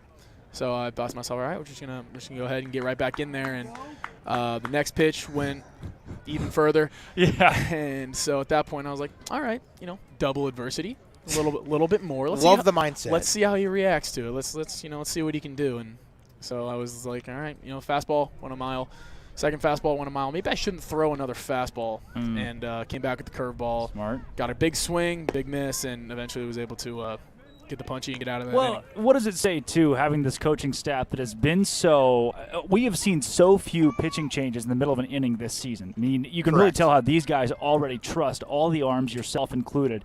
How much confidence does that give you, even giving up those home runs, to know that you're still in the game and have command of a game? Yeah, that actually it really means a lot, especially to a pitcher who's been, you know, maybe struggling a little bit, to say, you know, you have a coach say, hey, this is still your game. Right. You know, you can have a little bit of struggle, but we trust you enough. We're gonna let you get out of it. And until you show us that you physically can't get out of it, then we'll make a change. But you know, there's nothing worse than when you are struggling a little bit, and the you know, you see the pen get high, you see the coaches start stirring, you get maybe a mound visit, and you know that they're just trying to buy time to get somebody else in there. That doesn't give you a lot to pitch for. Right, you know, you're pitching to win, and if your coaches don't have that same faith in you, like to give you a little bit of a leash, then why would you have that faith in yourself? That's good. Well, here's a guy to watch out for. Ryan Ritter, triple shy of the cycle tonight. He's already got a 3-1 count and a runner on. Oh, and Rit, stop it. That's Stop a shallow bloop Rit, left come field on. coming on, and it gets in front of a diving Tito Flores. It's a base hit. Ritter 4 for 4 tonight. You ever met that Ritter guy? I don't know. You I don't might know know anything him. about him, but No, he nothing. might. Gosh, I can't even lie. Did he tear you up in That's inter-squads? bittersweet. Yeah. No, I actually owned him in inter squads. That was. I will say one thing live on air. The one thing my coach told me was, if you can focus on every single batter like it's Ryan Ritter, you will be successful. Because I did nothing but strike that man out. And that's just simply a fact. Yeah. I have video proof as well. But hey, you know what? He's up here, and you know he's wearing a different uniform, and I don't like that very much. But at the end of the day, he's still one of my good buddies, and I just want to see him. I want to see him succeed. You know, everybody here that I've made relationships with in Hyannis, I want them to succeed as well. But you know, he's a special talent. It's good. Well, it's now 8-1 Cotuit as Kafis steps up to the plate, and Tell me, Austin, what do you think about this weather? Oh, it's beautiful. Chilly. I don't know what you're talking. Yeah, the Chilly. first thing you Drake, said when you got in the box. Drake, was we cold. got a saying here in there in Kentucky. You know, we're in the SEC. The SEC teams that we play are a little more accustomed to the warm weather, and so not Missouri. I'll when tell you that much. Yeah, not Missouri. But we got somebody else coming into town, and you know maybe the weather's not supposed to be great. We say, you know, we use that to our advantage. Right. So we will like to say to the other team, you look cold. And Drake, I will just say to you, man, you look cold. You look a tad You have bit both of chilly. your arms inside of your jacket. But right I'm now. not wearing a blanket. Not wearing a shawl. Drake, I'm not you are, wearing a blanket. Drake, I you came look on- like you're sitting- underdressed but well prepared with a blanket in my car. I still have the Pit Vipers on, ready to go to the beach whenever this game does end. You gone to will the beach see at me all? Craig. You've been I here for haven't. 10 days? You haven't been to the beach yet? I haven't been to the beach once. Really? What'd you I do went- in your off day? Anything fun? I played a mega round of golf. Really? Wow. How'd you play? Very bad. Really? Very bad. It's too Brandon bad. Llewellyn, Seth Logue, definitely guys who are much better at golf than I am. Who's the but best golfer on the team? That's. You see, I haven't seen a lot of guys play. Seth Logue can play a good round of golf. Who is the worst golfer on the team? And why is it you? And no. I want an answer here. Oh, I don't know who is the worst golfer, but I'm gonna look around. I'm gonna look around our dugout, look around our field, and say that I don't think Riku would be very. Yeah, good. Riku Nishida swung a golf I don't club? think Riku would be very good. I don't think he's ever touched a golf club. The I don't think he knows what driver. golf is. Hey, Bautista swinging hey, a miss to Jonathan, get out of what? the frame. Hawks do relinquish a run, so it is now 8-1 Cotuit as we head to the bottom of the 8th. Austin, thank you so much for joining us up in the booth. And June 19th. Strick, always good stuff. man. always Thanks good for having stuff. me, guys. Thank, Thanks for thank having you me. so much. See you in the dugout. I'll give you that bang, I promise. Sounds good. I'm broadcaster Drake Toll, and this is a broadcast of Hyannis Harbor Hawk Baseball on the Hyannis Harbor Hawk Baseball Network. I'd like to take time to thank the Cape Cod Baseball League's corporate sponsors, including Curry College. Curry College is where you go to become anything you want. Curry prepares students to engage in successful careers with learning beyond the classroom. Explore undergraduate programs, NCAA Division III athletics, and continuing education and graduate studies, including fifth-year master's programs at curry.edu. Franklin Sports. The Hyannis Harbor Hawks would like to thank Franklin Sports for their sponsorship of the Cape Cod Baseball League. Franklin is yet again the proud official batting glove sponsor of the Cape Cod Baseball League. Throughout the summer, all 10 Cape League teams are wearing their own custom team batting gloves, courtesy of Franklin Sports. Cape Cod, to the major leagues, only the best hitters in baseball wear Franklin gloves. Thank you for tuning into today's game in the Cape Cod Baseball League on the Harbor Hawk Baseball Network, where it's a great day. Well, as we get to the bottom of the 8th, congratulations to Austin's little brother, who, why don't you tell us what happened on the diamond in that regard? This high school baseball team, Division I here in Massachusetts, just won the state championship. A slightly big deal. Yeah. Did your brother play? He did. He's the starting catcher for the team, and guess they won 2-1 over Franklin High School. Well, it's great that. I'm sure it's a great moment. Great to have you here, heard it though. was, Of course. Yeah. Celebration, the Dakota household Talk about tonight. the grind. Austin staying on it. Said he had work tonight and wanted to cover the Hawks. I'll see them at like 10:30 when we make the drive back. Man, all the way back to Cleveland, I feel. All the way back to Duluth. Tough. First pitch to Dom Patelli, the only source of Harbor Hawk offense tonight. A solo home run, his first plate appearance. Patelli now showing bunt. That's called a strike. Count 1-1. Patelli, I mean, that solo home run, the only source of offense tonight for the Harbor Hawks, and it was a really well-hit baseball as well. Kopay deals the 1-1 Wow. breaking ball. Look at that, the break on that pitch. I'm not sure where that one missed. Hey, I'll take it. We're objective. I'll give credit to Kopay right there. That was good. That was a good pitch, the 2-1. Kopay deals, and there's a high fly ball, right field, not going as far as the homer. Baldwin under it, makes the catch, one down. So, tomorrow, Yeah, we'll see you tomorrow for 2, huh? as the late great Ernie Banks says, let's play 2. And it is a doubleheader, Happy Father's Day. a Father's Day doubleheader. Car show in the morning, if not rained out. Tomorrow's high is big day. 59 degrees. Big day. 59 degrees. Car as in vehicle or card? Car is in vehicle. Oh, okay. Now, the magician coming to town tomorrow morning. Baseball cards. Oh, okay. Well, that brings up Riku Nishida, probably the closest thing you'll see to a magician on a baseball diamond this Yeah, summer. I'll give you credit for that Not one. too bad. Don't let anyone say that it's just a game. I've seen other teams. It's never the same. Who said it? Really? You guys have Harry never. Houdini. No. That's a baseball reference. Tiger Woods. Pearl Jam. Ever heard of the band Pearl Jam? Eddie Singer Vedder. Eddie Vedder is a big fan of The Chicago Cubs. Chicago Cubs. 1-1 pitch and a Ernie swing and a Banks. miss. And Ernie Banks. Andre Dawson.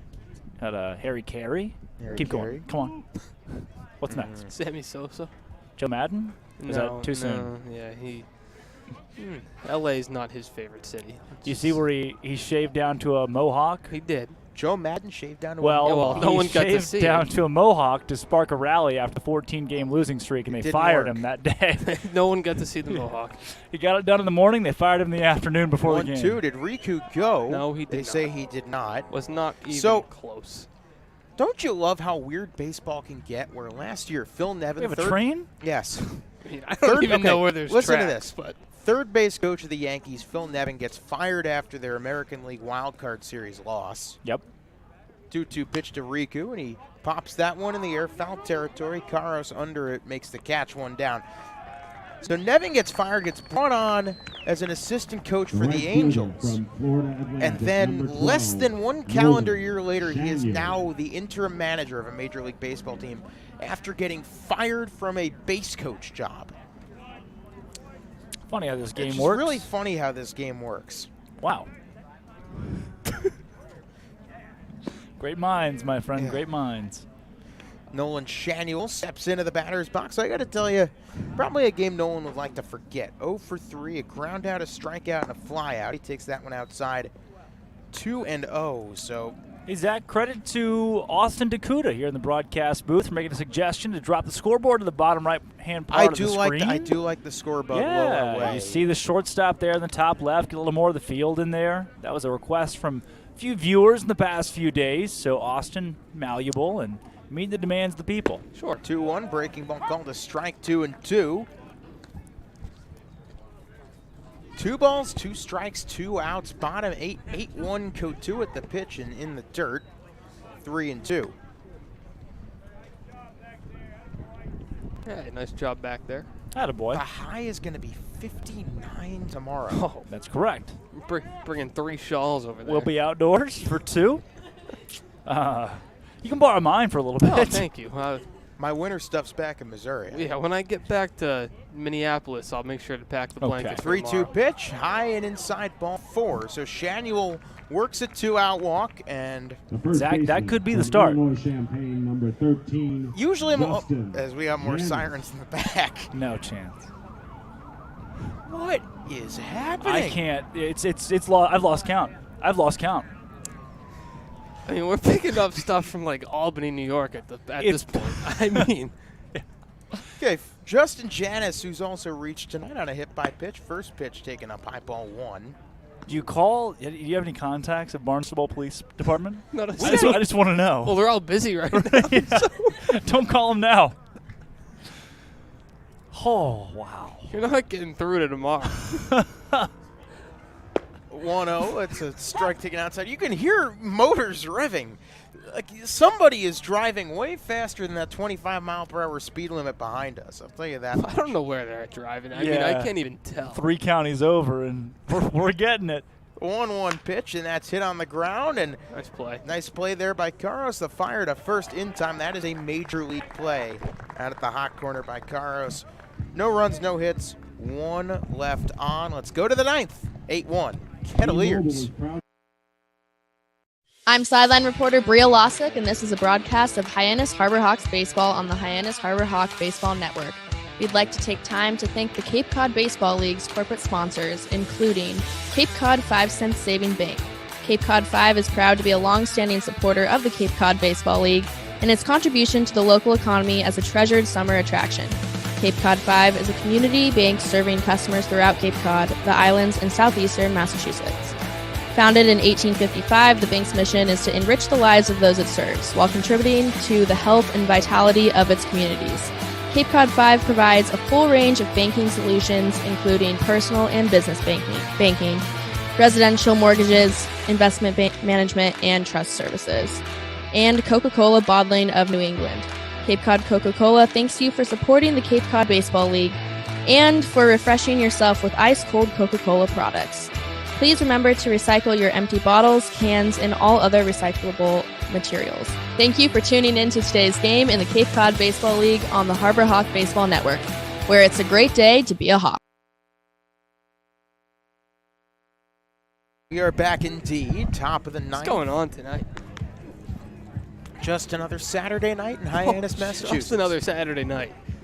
This is what Saturday nights are going to look like. I mean, we're not even into July yet. No. Things haven't even got warm The out yet. locals are going nuts. Oh. And Must have heard about the Mass State Lottery. yeah, Or rushing to get the honeydew coffee.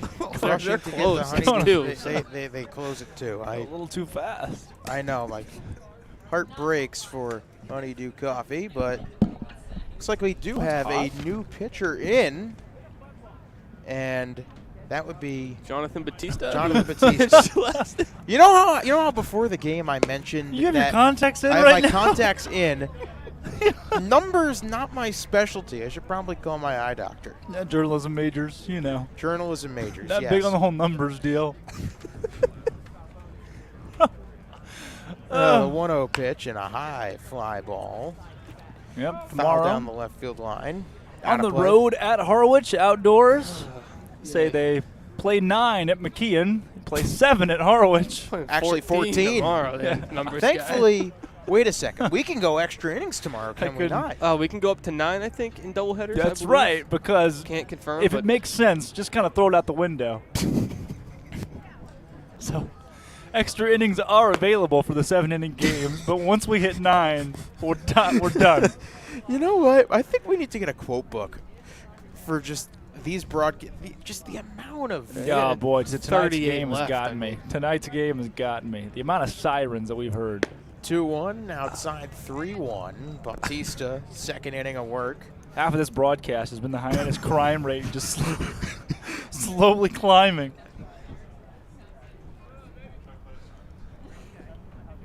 3-1 pitch, swing and a miss. Nice high cheese from Bautista. Say this, from a broadcast standpoint, thankfully, it wasn't a close game either way.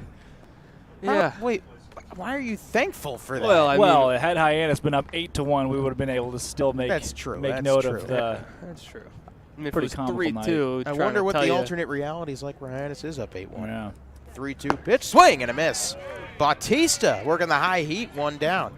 The only thing we're missing tonight is the sounds of an ice cream The truck. left fielder Coming from through. Ball State. We've got Number horns, 3, we've got Zach motorcycles. Cole. Sirens galore. I mean, I can also confirm that our wonderful director of broadcast, Harrison Myers, his favorite ice cream flavor, Oreo. We're all wondering.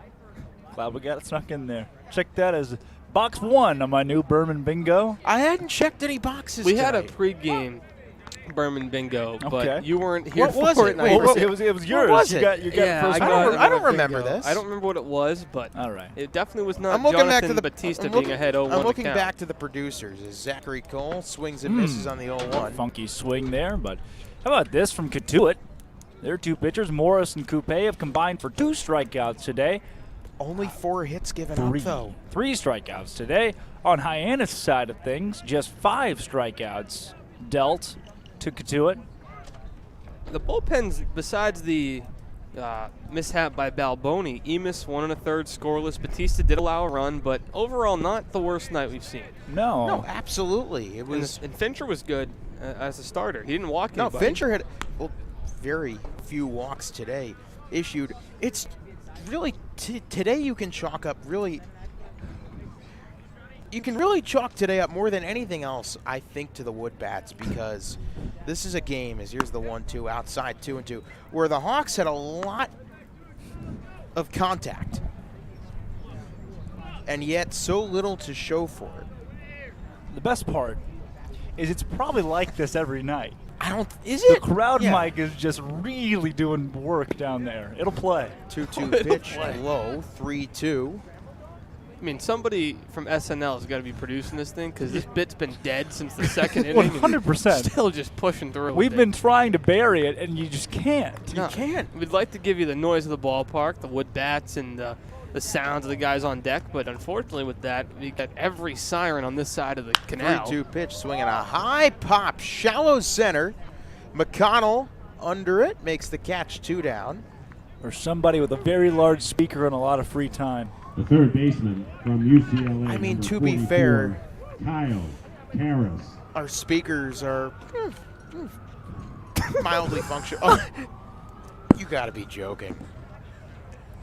It doesn't exist. How many police Baseball does officers not are employed by the Barnstable PD? About 78 tonight, apparently. They're calling Cotuit, they're calling Chatham, Harwich, just Cape borrowing Cod reunion. cars. Oh, boy. Yeah, Chief, we got a lot going on tonight. We need to borrow a few cruisers. Stop. Ritter's 4 hits tonight for the Kettleers are a career high in Cotuit. He played there last summer as well. He did have 3 hits in a game last season. Seriously, which came at Hyannis. That's courtesy of Jake Starr. So Great. Yeah. Ritter. Seriously, you take the mic off for a second as there's a ground ball. Patelli smoothly fields and fires in time. Nice game for Dom Patelli, but the Harbor Hawks have 3 outs to score 7 runs, at least to tie, 8 to win. Difficult mountain to climb in front of the Harbor Hawks, but can they do it? Only way to find out is to stick around. Let's go to the bottom of the 9th on Harbor Hawk Baseball Network. I'm broadcaster Austin Dakuda, and this is a broadcast of Hyannis Harbor Hawks baseball on the Hyannis Harbor Hawk Baseball Network.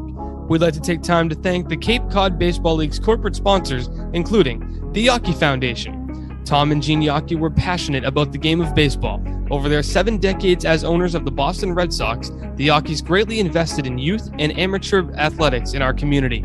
They recognize the important skills baseball can bring to players both on and off the field: cooperation, respect, teamwork, friendships, and confidence. The Yawkey Foundation has been proud to support the Cape League for more than 25 years. The Better Business Bureau. The Better Business Bureau is partnering with the Cape Cod Baseball League this year to help you find a trusted business at bbb.org. Thank you for tuning in to today's game in the Cape Cod Baseball League on the Harbor Hawk Baseball Network, where it's a great day to be a Hawk. Bottom of the 9th. Tonight's broadcast is brought to you by those who wear the blue for Barnstable PD: Jeff Carter, Thomas Geiler, Pamela Taylor, You brought up the Ann director Spillane, board. Thomas McKean, and Lori Pearson. You brought up the director board of the Barnstable Police Department. Only here. The 3.1 stars on Google Review.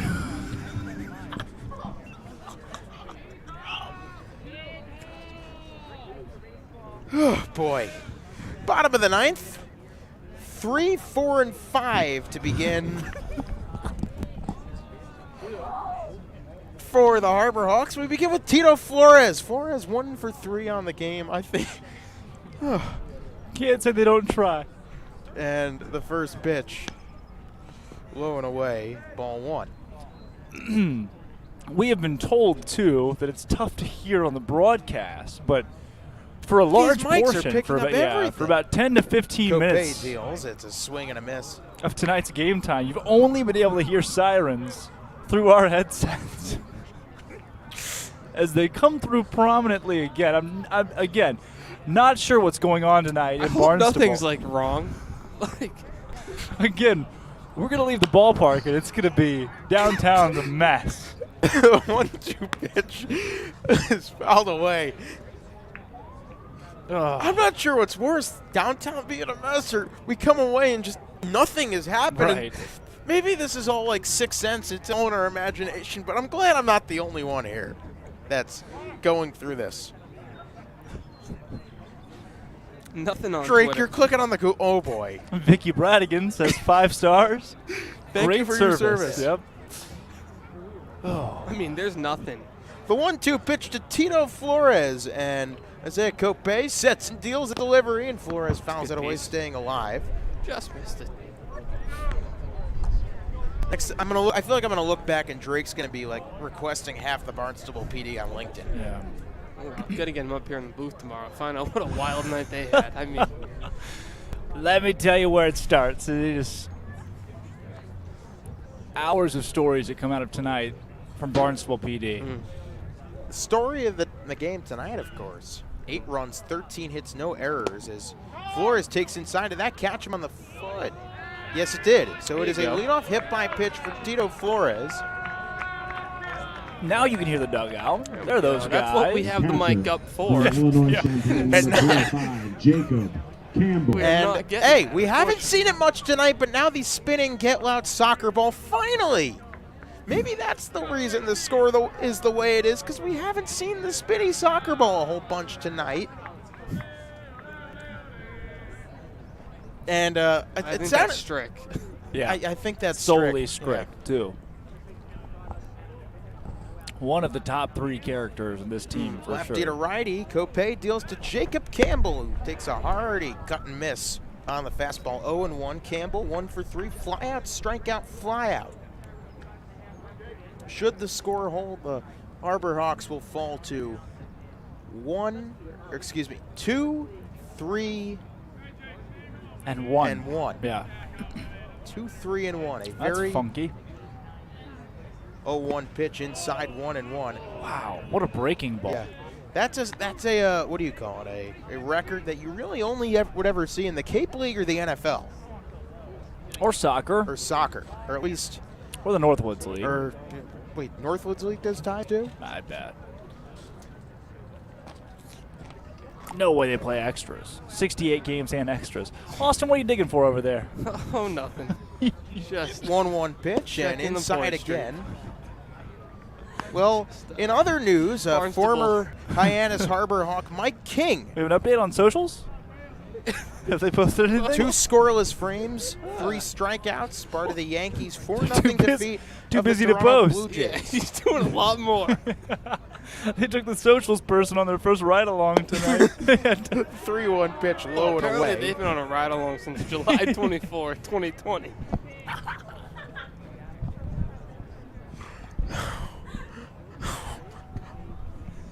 That's the last post? People still use Facebook? Not the 3-1. Barnesville Police Department. There's a called strike right down the pipe in the count 3-2. Massachusetts is a hands-free driving state, so when all you're doing is Fighting crime. here's Jacob Campbell. He's looking to fight off a tough 3-2 pitch. There you go. The payoff pitch, the 3-2 delivery, and Campbell hits it on the ground to short. Ritter scoops, no play at first. Oh. There was a play at first. What a play. Man, oh man. had him beat, Ryan Ritter. We give him a call. We can get him out of here pretty quick. Ryan Ritter Third baseman. He's right here, officer. Long Beach, having the number 2, game of his Rocco life Pepe. to bring up Rocco Pepe. Yeah, I'm not sure if that was the correct call. I mean, Maybe we could get the Barnstable Police That's Department what to I'm saying. investigate. That's what I'm saying. But I think they're too busy. I They're don't having know. a night tonight. Yeah. What do you know? I wonder what the Cotuit broadcast sounds like tonight. pending. Lefty to righty. The Having a okay, lot less checks fun, off that's second. for sure. Here comes the first pitch to the Juice Rabbit. And Juice Rabbit swings and misses. 0-1. I mean, Austin is sitting here looking at the Facebook profile This is for point streak. Right. Sure. Wow, that many strikeouts. Drake is 1 wrapped point- up in a human-sized tortilla. 5.5K, huh? Human-sized tortilla. That one's new. Not on my bingo card, though. Mike? Oh, Mike lands it. The 0-1. Taking low 1-1. Mike's close to a Bourbon bingo, I think. Yep.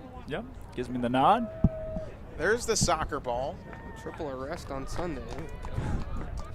The police scanner. The police scanner's available online. Oh, you're not going to hear much besides just constant chatter. 1-1, and there's a swing and a miss. Count 1-2.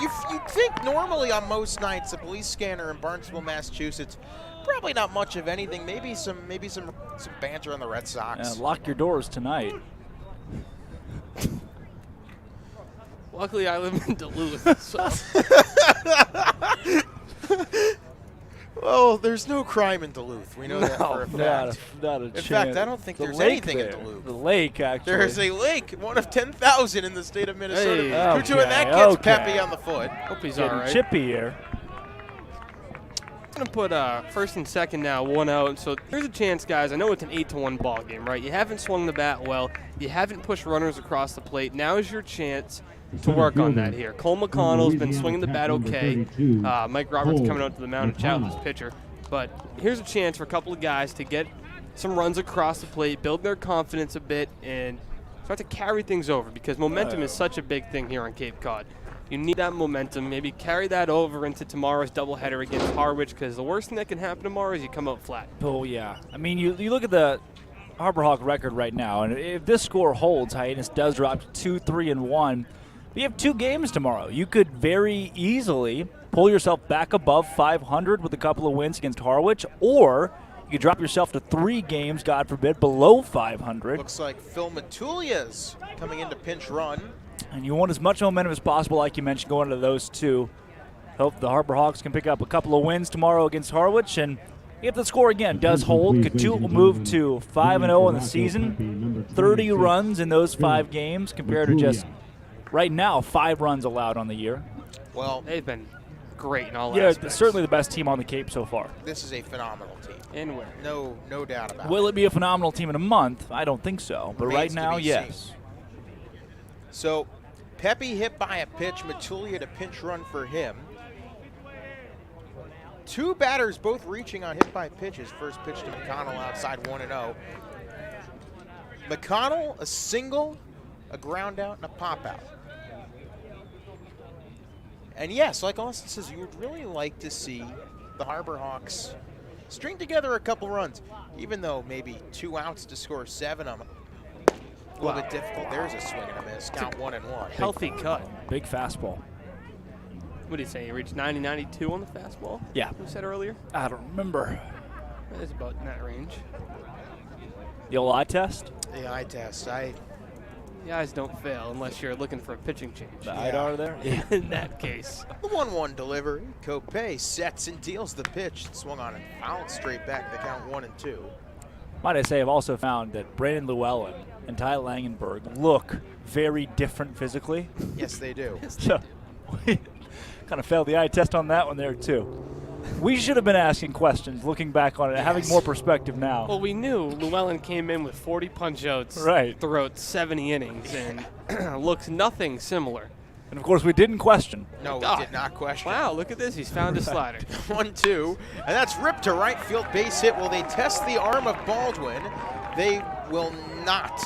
And I think that is a smart decision because that was a heck of a throw in from Brooks. Tito Flores would have been out by about 10 steps right there because Brooks sailed that ball right into the catcher's mitt cleanly, and now you get a guy who is certainly hungry right now. We've seen him called out twice on a couple of close plays at first base and try to avenge those here, and somebody that hasn't been on the Cape for that long. He's only been here for about the past 3 or 4 days. And A.J. Guerrero, and Beatty already trusts him a lot. Bottom of the 9th.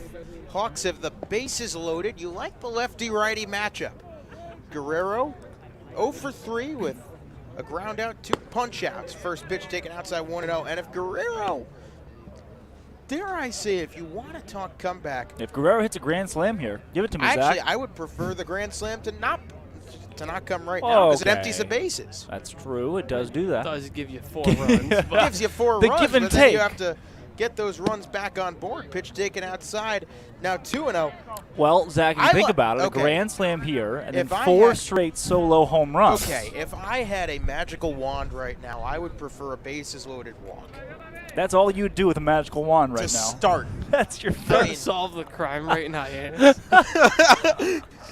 The 2-0 pitch swung on and fouled back the count. More pressing issues, Austin. That bases loaded walk is prevalent, to say the least. I'm calling a baseball game. That's my first preference. Yep. That's how it started today. I think we lost our way somewhere in there. That 5-run 6 did damage. 2-1 pitch now. Bases loaded, so you have Flores off of third, Matulia off of second, now off of first. McConnell pitch taken outside 3-1. So if there's another ball issued, it's an 8-2 game. Yeah, or if he hits him. Or if he hits him. All right, base hit, scores 1. Or pass ball. Pass ball. We saw that last night. A wild pitch, though, not a pass ball. Yeah. Nothing the catcher Kozart could have done about that pitch. Here comes the 3-1. Cotuit deals, and it's low and away. Well, it's not going to matter. A run's going to score. So it is a 2 bases loaded walk. I believe that does qualify as an RBI for A.J. Guerrero, his first RBI in the Cape. That's what we're talking about. String some stuff together here in the bottom of the 9th. Take this momentum. Give yourself something to go home happy about. And, hey, here comes the guy. Already has a home run tonight. Had a pair of grand slams in the same weekend at Miami this year. Dom Patelli, no stranger to clearing the bases. So 8-2, you have 2 sets of arms up and warming for Cotuit. Now, you get Patelli, and then you get Riku Nishida. Yeah, we've seen a few guys hit by pitch tonight so far, even by Coupé. Let me get another 1 or 2 here. So I believe your best way to get back in this would be Patelli walks, Riku, who is ridiculous. All right, let's see. Let's try to string it together. Patelli walk, Riku walk, One shaggy batter roll, at a grand time. slam. There you go. Yeah, you're not that far off. Not that far off. You think about it. It's mathematically possible, even though very unlikely.